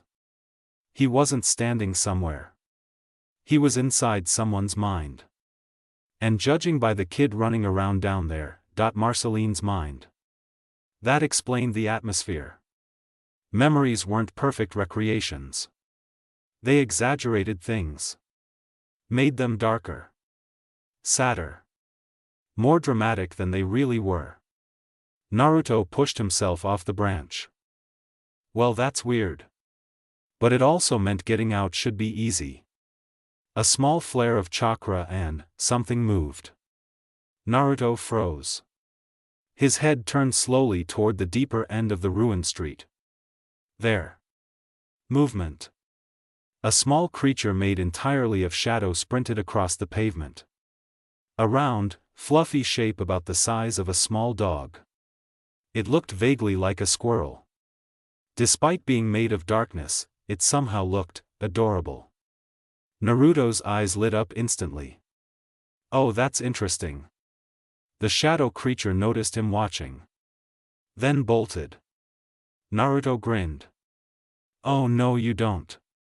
He dashed after it, tearing down the ruined street as he quickly closed the distance. When he got close enough, he finally saw it clearly. A squirrel-shaped creature made entirely of living shadow. The thing darted across the road and slipped through the door of a nearby house just before Naruto reached it. The door slammed shut. Naruto grabbed the handle. Rude. He opened it. The ruined city vanished instantly. Beyond the doorway waited a completely different scene. An upside-down room. Chairs and tables hung from the ceiling while lights and paintings rested on the floor like gravity couldn't decide which direction it preferred. Naruto blinked once. Then glanced back at the ruined city behind him. Yeah. That confirmed it. That creature definitely wasn't part of Marceline's memories. Which meant it didn't belong here. Naruto stepped forward. Guess I'd better follow it. Naruto dashed forward, leaping into the living room just as the door slammed shut behind him. Immediately, gravity took hold, but not the way it should have. Instead of dropping straight down, Naruto landed against the right wall. His feet stuck. His body adjusted instantly. To him, it was the floor now. Like the world had simply decided that right meant down. For most people, that would have been disorienting. Naruto barely reacted. He just ran. Across the room, the shadow creature curled along the actual floor, completely ignoring the new direction of gravity, as it sprinted forward. It slammed into tables and chairs, knocking them aside as it rushed toward a door sitting in the center of the far wall. Behind it, everything started to fall. Furniture tore free from its place, dropping toward Naruto like gravity was trying to correct itself. A table came down first. Naruto spun out of the way without slowing, eyes locked on the shadow creature. A chair followed. He ducked under it, letting it crash behind him. Then it all came at once. Like a breaking wave. Chairs, tables, debris, everything collapsed downward in a chaotic cascade. Naruto weaved through it, dodging and slipping between falling pieces without breaking stride. A coffee table slammed down in front of him, he stepped back. Then immediately pushed forward again. Another chair dropped toward his head, he leapt sideways, landing clean and continuing the chase. All the while, the shadow creature didn't slow. It reached the door, and slipped through. That's how it started. Naruto chased. Running through Marceline's memories, cutting through moments just to catch that shadow creature that didn't belong. He didn't know what he'd do when he caught it. Didn't think that far. He just moved. Leapt. Kept up. At first, it was fun. Then he started paying attention. Naruto knew that was more noise than he was supposed to make in someone else's head. But curiosity never killed the cat. Right? Wait. No, it definitely did. Naruto snorted lightly mid-run. Worth it. He kept going. He couldn't stay in any one memory for long, not with the chase, but he saw enough. Moments. Flashes. Pieces. Some he recognized. Things he'd been there for. Things Marceline had told him about. Fun, but predictable. Others, those were new. Times before him. Times without him. Times where he'd been asleep. Those were better. More interesting. Seeing her and that kid, Finn, sing about fries? Yeah, alright. Not his thing. But the pranks? Naruto grinned wider at that. And the fights, her old vampire hunts? Those hit different. Clean movement. Sharp instincts. No hesitation. Naruto's eyes tracked those longer than he meant to. Not bad. Yeah. Her memories, they were something. Was it invasive? Sure. But still, worth watching. Until they weren't. Because it wasn't all movement. Wasn't all chaos. Wasn't all her laughing, flying free, doing whatever she wanted, the way he liked things. The way he helped things be, when he was around. There were gaps. Quieter moments. Slower ones. Ones where, she was alone. Not weak. Not broken. Just, by herself. Too often. Naruto's pace didn't stop. Didn't slow. But his grin thinned slightly. Then he hit one memory. And lingered a second too long. A grave, as she would call it. The familiar pillars, the familiar pedestal. Marceline sat in front of it. Still. No movement. No sound. No reaction. Just, waiting. Naruto tilted his head. That's what that looks like? The question slipped out before he thought about it. He'd felt her, sometimes. Faint. Distant. When he was under. But this? This wasn't just someone visiting. Wasn't just thinking. It wasn't even really sadness. It was, paused. Like she stopped. Like the world moved and she didn't. Like she was used to it. Naruto's eyes narrowed slightly. That part didn't sit right. Because it didn't look new. Didn't look like the first time. It looked practiced. Like she'd been left before. Like she knew how to handle it. That was worse. His hand lifted, scratching the side of his neck as he moved. Other memories like that followed. Not exact. Not clear. Pieces missing. Sound gone. Details blurred. Sometimes even the feeling dulled, but the shape stayed the same. That same pause. That same stillness. Naruto didn't stay in them. Didn't need to. Didn't want to. But he saw enough. And that was more than he needed. Ahead of him, the shadow creature slipped between memories again, still running. Still watching. Naruto's grin came back. But it wasn't the same. Sharper. Quieter. His eyes locked onto it fully now. No drifting. No distraction. For showing him that. For digging through things it had no business seeing. For being here at all, uninvited. Naruto leaned forward slightly, movement tightening, wasting nothing. I'm deleting you. No heat. No anger. Just a decision. And then he surged forward, faster than before. Naruto crashed into the shadow creature, putting his full weight behind the impact and launching it sideways. The creature tumbled across the floor, rolling over itself before catching on all fours.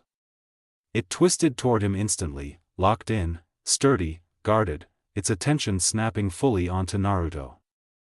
Naruto noticed that immediately. Focused. Aware. Intelligent. That didn't change anything.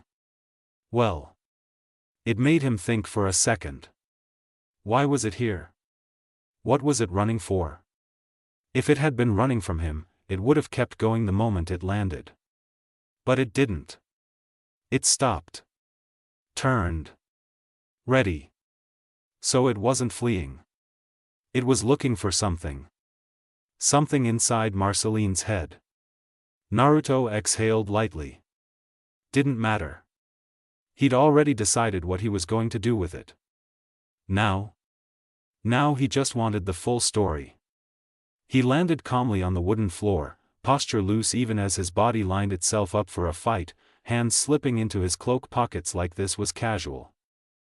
The air around him tightened. Eased. Then tightened again. Like a storm thinking. Then Naruto tilted his head up, eyes locking onto the creature, and the memory around them. Of course. Another one, only now he really noticed what was off. All of them had been wrong in small ways, angles, weight, feeling. But this one? This one didn't bother hiding it. Scale. The house was massive. Absurdly so. 100 times too big, at least. The walls stretched up endlessly, gray stone swallowing space. The room itself was nearly empty, save for a few scattered pieces of furniture that looked like mountains from where Naruto stood. He and the shadow creature looked like ants. That distortion carried over.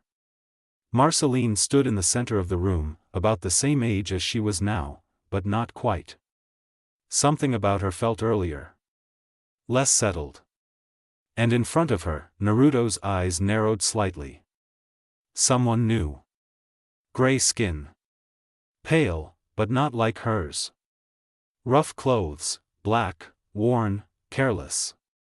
White hair in uneven bundles, 2 falling along the sides, 1 down the middle.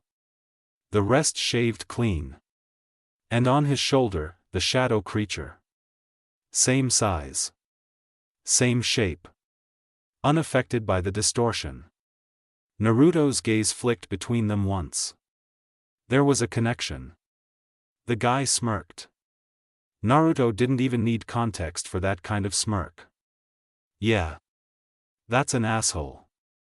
In his hand was a cherry blossom branch, almost blooming, glowing faintly with contained magic, something unstable under the surface. Across from him, Marceline stood with her eyes closed, arms loose at her sides, a small frown already there. Waiting. Naruto paused. This one felt different. Not empty like the lonely ones. Not quiet. This one felt worn. Like something that had happened too many times already. Then, like a recording, it started. "Hey, open your eyes," the man said, excitement bleeding into his voice as he lifted the branch. "Look at this marmar. Check it out. It's my new wand." Marceline sighed, then opened her eyes. Her face didn't change much. Just flat. "That's amazing," she said, giving it a brief glance before looking back at him. "Where'd you get the money for that thing?" "I sold that teddy bear that you love so much to a witch," he said with a shrug. The room stalled.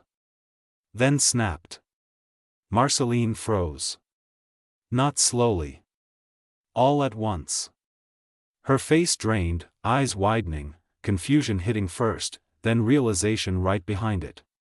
"Then, you did what?" Her voice cracked loud enough to echo through the oversized room. "Are you crazy?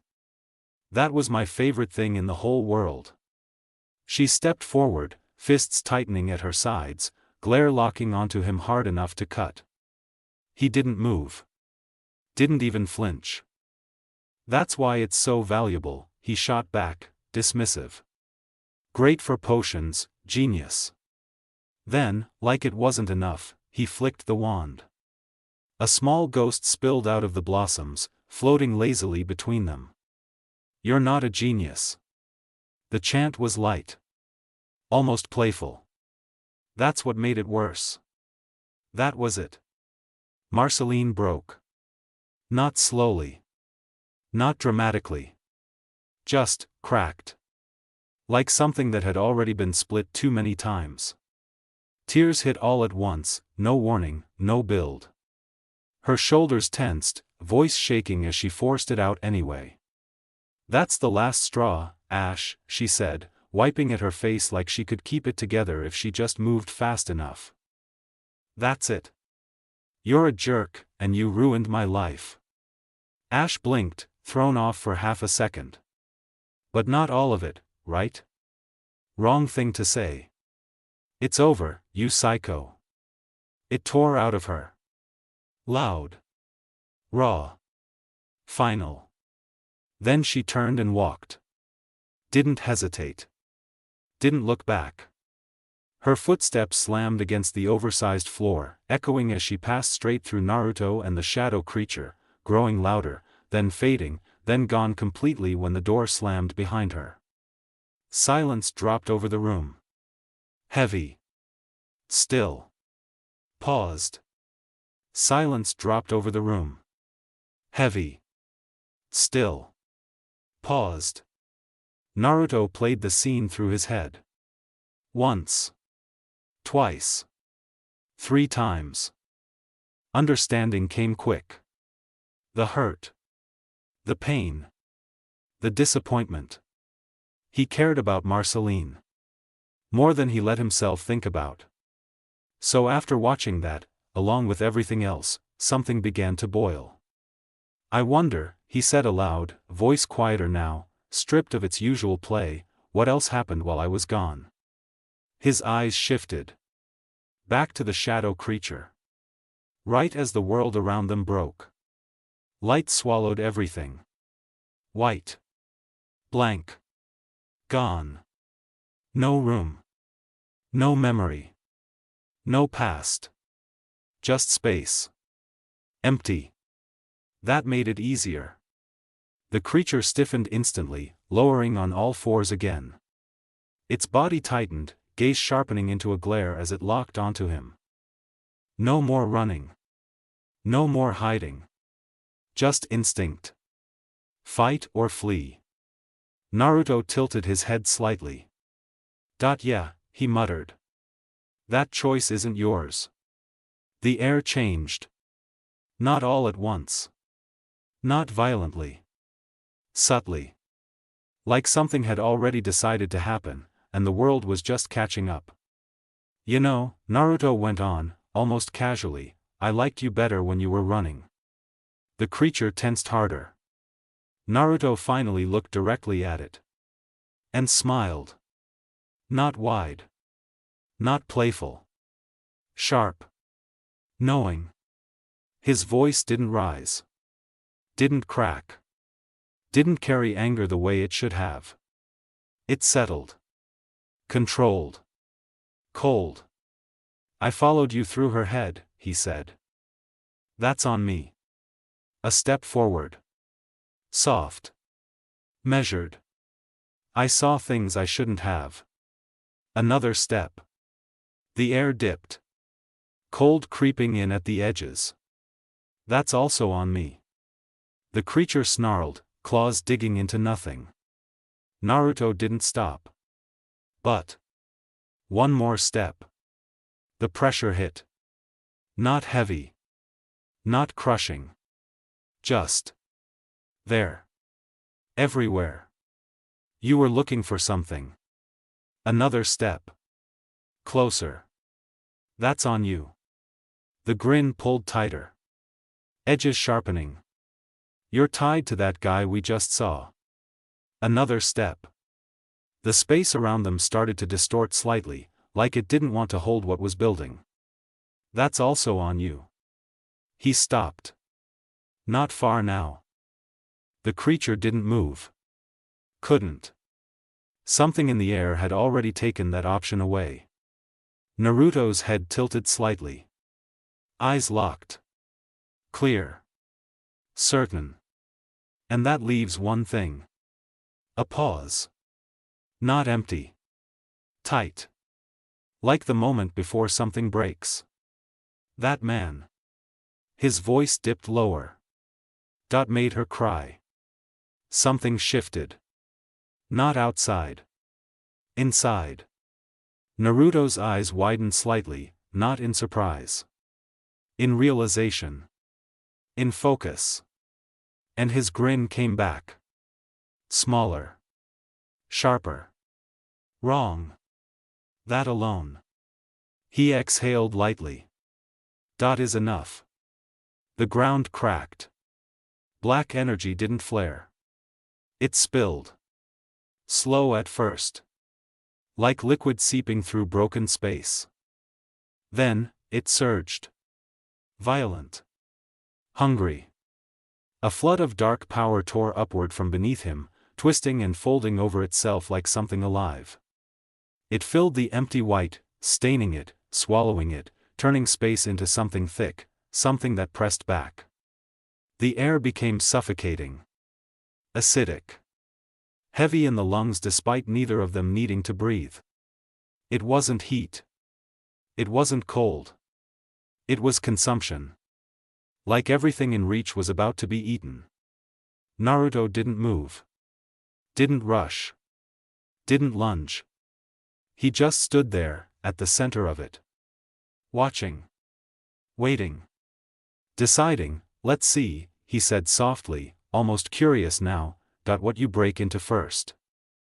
And then, he stepped forward. And the space collapsed with him. Ash paced lazily across the dim living room, boots scraping lightly against the floor as his eyes flicked toward Marceline's still form. She hadn't moved. Still asleep. Still trapped. Good. A faint smirk tugged at his lips as he rolled the cherry blossom wand between his fingers, watching the petals spark faintly with contained magic. Taking your time, huh? He muttered under his breath. His gaze drifted toward Marceline again. That's where his familiar had slipped off to. Sent into her head. Sent with a purpose. Not random. Not careless. Precise. Ash exhaled through his nose, leaning back slightly as he thought it through again, not because he doubted it. But because he enjoyed it. The plan was simple. Sneak in when Mar was asleep, use a spell to keep her in that state. Send his familiar into her mind. Find the memory. That memory. The one where everything fell apart. The one where she walked out. The one she still held on to. Drag it out of her head. And destroy it. Erase it. No memory, no weight. No weight. No problem. It would fix everything. Marceline would fall back into his arms like she was supposed to. At least, that was the idea. His smirk sharpened a little. Honestly, should have done this myself from the start. He tilted his head, glancing back at Marceline. Breaking into the house had been easy. Too easy. And whoever that other guy was, Ash's expression twisted slightly. Some blonde idiot crashed out right in her living room like he belonged there. Didn't matter. Ash hadn't even hesitated. He slipped in, set the spell, sent the familiar in, and then, just for fun, dropped him in too. A quiet snort left him. He hadn't planned that part. Originally, he was just gonna send in a couple randoms, let them dig around, grab what he needed. But honestly? Watching this guy get lost in his ex's head? Way funnier. Way more entertaining. And besides, his grip tightened slightly around the wand. Things always worked better when the target was asleep. Or better yet, when you let something else do the digging for you. His familiar was perfect for that. Quiet. Precise. Loyal. It wouldn't mess this up. It couldn't. So why? Ash's brow twitched slightly. What's taking so long? The room felt still. Too still. The kind of still that didn't sit right. His smirk faded just a little as his eyes drifted again toward the shadows. Don't tell me you actually screwed this up. Nothing answered him. No movement. No signal. No return. Just silence. And Marceline, still asleep. But still. Something was taking too long. And that feeling, it crept again. Subtle. Thin. Like something was pressing against the edges of the room from the inside. Ash's fingers tightened slightly around the wand. Oi, he called out, a little louder now. If you're dragging it out, I swear. The lights flickered. Once. Then stilled. Ash blinked. What? The word came out quieter than he meant it to. The air changed. Not in pressure. Not in temperature. But in weight. Like something had entered the room without opening a door.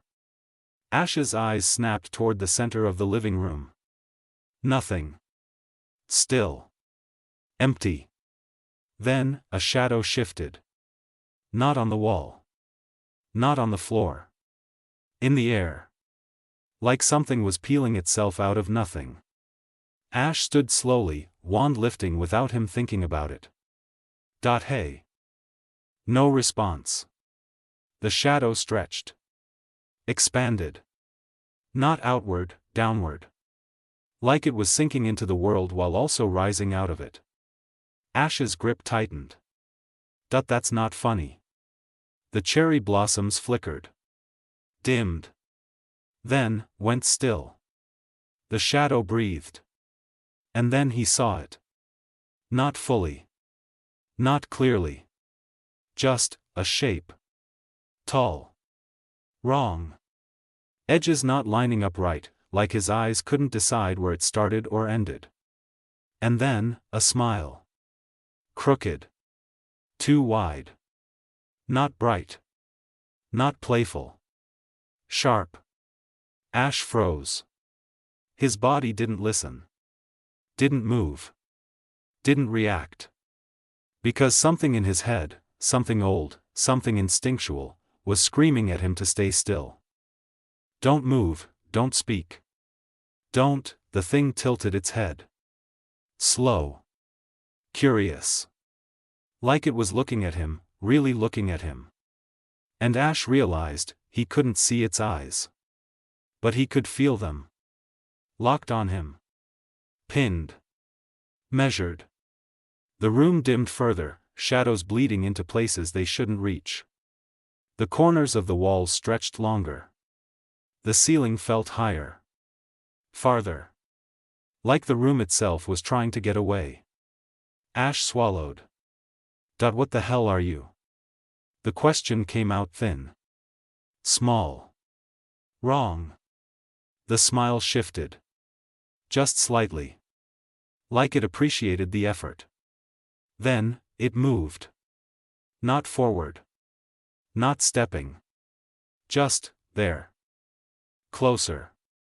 Too close. Ash stumbled back instinctively, wand raising, a spell already forming at his fingertips. Black flooded the floor. Not spreading. Consuming.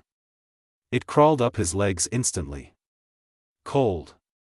Not freezing, empty. Like the feeling in his body was being peeled away layer by layer. Ash's breath hitched. What? The word cut off.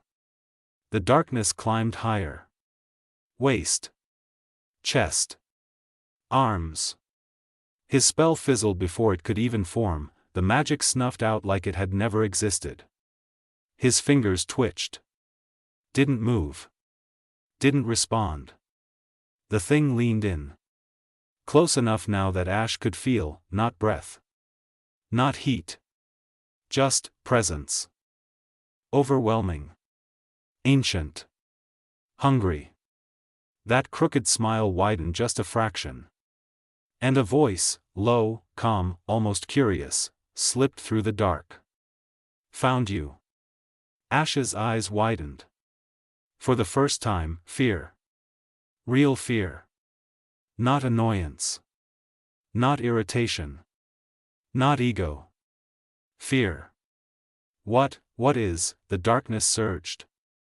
Up his neck, over his face, drowning him, swallowing the rest of his words whole. The last thing he saw, was that smile.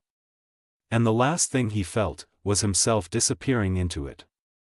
Then, nothing. And somewhere else, Naruto opened his eyes. A few minutes later Marceline's eyes fluttered open slowly. Everything felt off. Heavy. Like she'd been asleep way longer than she meant to. Her head throbbed, dull and persistent, like something had slammed into it and never quite left. And beneath her, she frowned slightly. Uncomfortable. Not her bed. She shifted, pushing herself up just a bit, one hand going to her head. Then she heard it. You finally awake? Marceline froze. That voice. Her head turned. And there he was. Naruto sat beside the couch in a loose crouch, one arm resting casually over his knee, like he'd been there the whole time. Watching. Waiting. Same as always. Almost. Marceline blinked once. Then smirked. I thought we were past the point where you watched me sleep. Naruto huffed a quiet laugh, not even a little defensive. Pretty sure you started doing that to me before one of my longer naps. Marceline's expression twitched. Just a little. A faint blush dusted her cheeks before she looked away, pretending it didn't land. That's different. Only then did she actually look around. Living room. Couch. Not her room. Her brows pulled together slightly. How'd I even get out here? Naruto didn't answer that. Instead, he spoke. Calm. Too calm. I've dealt with a lot, he said, voice easy, but steady in a way it usually wasn't. Long enough to learn one thing. Marceline glanced back at him. Her eyes narrowed just slightly. Oh? If I stop moving forward, he continued, eyes half-lidded, distant for just a second, the past catches up. A pause. Not just me. Everyone around me too. Marceline blinked. He wasn't joking. Not right away. That alone felt off. Wasn't how he usually moved. Not like this. Not. Still, her confusion showed, even if she didn't say it outright. But she didn't interrupt. Something about his tone kept her quiet. Made her listen. Naruto's gaze shifted, settling on her fully now. But I didn't think. He went on, softer, that what you dealt with while I was gone. A small pause. That was that much. Marceline stilled. There it was. Context missing. But weight present. Her brows furrowed slightly, trying to piece it together, but Naruto didn't give her time. He just smiled. Small. Real. Not as wide as it usually was. You're strong, you know that?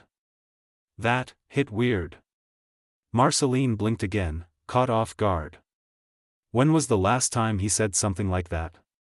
Not teasing. Not joking, just said it.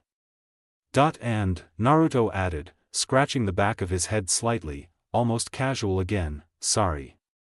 That landed even harder. For what? She asked, quieter now. Naruto shrugged lightly. Not being there. Marceline looked at him. Really looked. He didn't brush it off. Didn't move past it, he stayed there. That was new. Then, like instinct kicking in, she leaned back into something familiar. A smirk. Oh wow, she said, dragging it out a bit, this all came out of nowhere. She crossed her arms. If you just wanted to talk me up, you could have done that any time, you know. Naruto chuckled. Soft. Marceline waited. He didn't drop it. Didn't deflect. So she didn't push either. A beat passed. Then Naruto stood. Just like that. The shift was immediate. The air changed. That calm, reflective stillness? Gone. Replaced with something brighter. Lighter. Him. That same easy grin pulled across his face, energy slipping back into his posture like it never left. But it lingered, just a little, underneath. Then he spoke. Simple. Clear. While I'm still around, he said, rolling his shoulders slightly, I'll make sure you're not alone. Marceline froze. That wasn't a joke. Wasn't vague. Wasn't deflective. It was a promise. And Naruto didn't do those. Not real ones. Not ones that mattered. Her usual reaction didn't come. No immediate tease. No comeback. Just, pause. Because something in her chest tightened. Then eased. Like something old got brushed against, and didn't sting the same way. That's. She started, then stopped. Weird. Too real. Too close. So she did what she always did. She laughed it off. Okay, what did you do while I was asleep? She said, waving a hand loosely. 'Cause you're being real dramatic right now. A beat. I'd like my weird idiot back, please. Naruto laughed. Yeah, fair. He rubbed the back of his neck. Guess that was a little weird. He tilted his head slightly, grin coming back easy. But I've always been a wild card. Marceline smiled at that. Then floated up, drifting closer, relaxed now. Yeah, she said, looking him over with a small grin, I'm probably the only one who still remembers how wild you actually are. Naruto stepped closer. Not rushed. Not sharp. Just enough. His smile softened slightly. Won't last long. Marceline paused. Then blinked. Then, blushed. Again. Hey, she floated back quickly, flipping around midair to face away from him, crossing her arms like she meant to do that. Now hovering above him, laid back in the air like it was nothing. Naruto just shook his head slightly, amused. I'll be back in a bit. Marceline turned her head slightly. Oh yeah? She said, teasing again. Thought you were making sure I wasn't alone. Naruto scoffed lightly. I am. But I didn't say I'd stop moving. He stretched a bit. It's been a week, remember? I'm still exploring. A grin. Gotta cause some trouble. Marceline rolled her eyes, but smiled. Naruto glanced back at her. I'll be back before sundown. A beat. No way I'm breaking a promise like that already. And then, he was gone. Just like that. Marceline floated there for a second. Then sighed. But she was smiling. Weirdo. Her eyes drifted toward the window. Thoughts slow. Lingering. When he first showed up again, it felt the same. Like always. Wake up. Have fun. Disappear. Repeat. She expected that. Prepared for it. Accepted it. But now? Her fingers tapped lightly against her arm. Maybe not. It wasn't clear. Not fully there. Not something she could name. But something had shifted. Small. Quiet. Close. And for the first time in a long time, Marceline didn't feel like she had to brace for when he'd leave.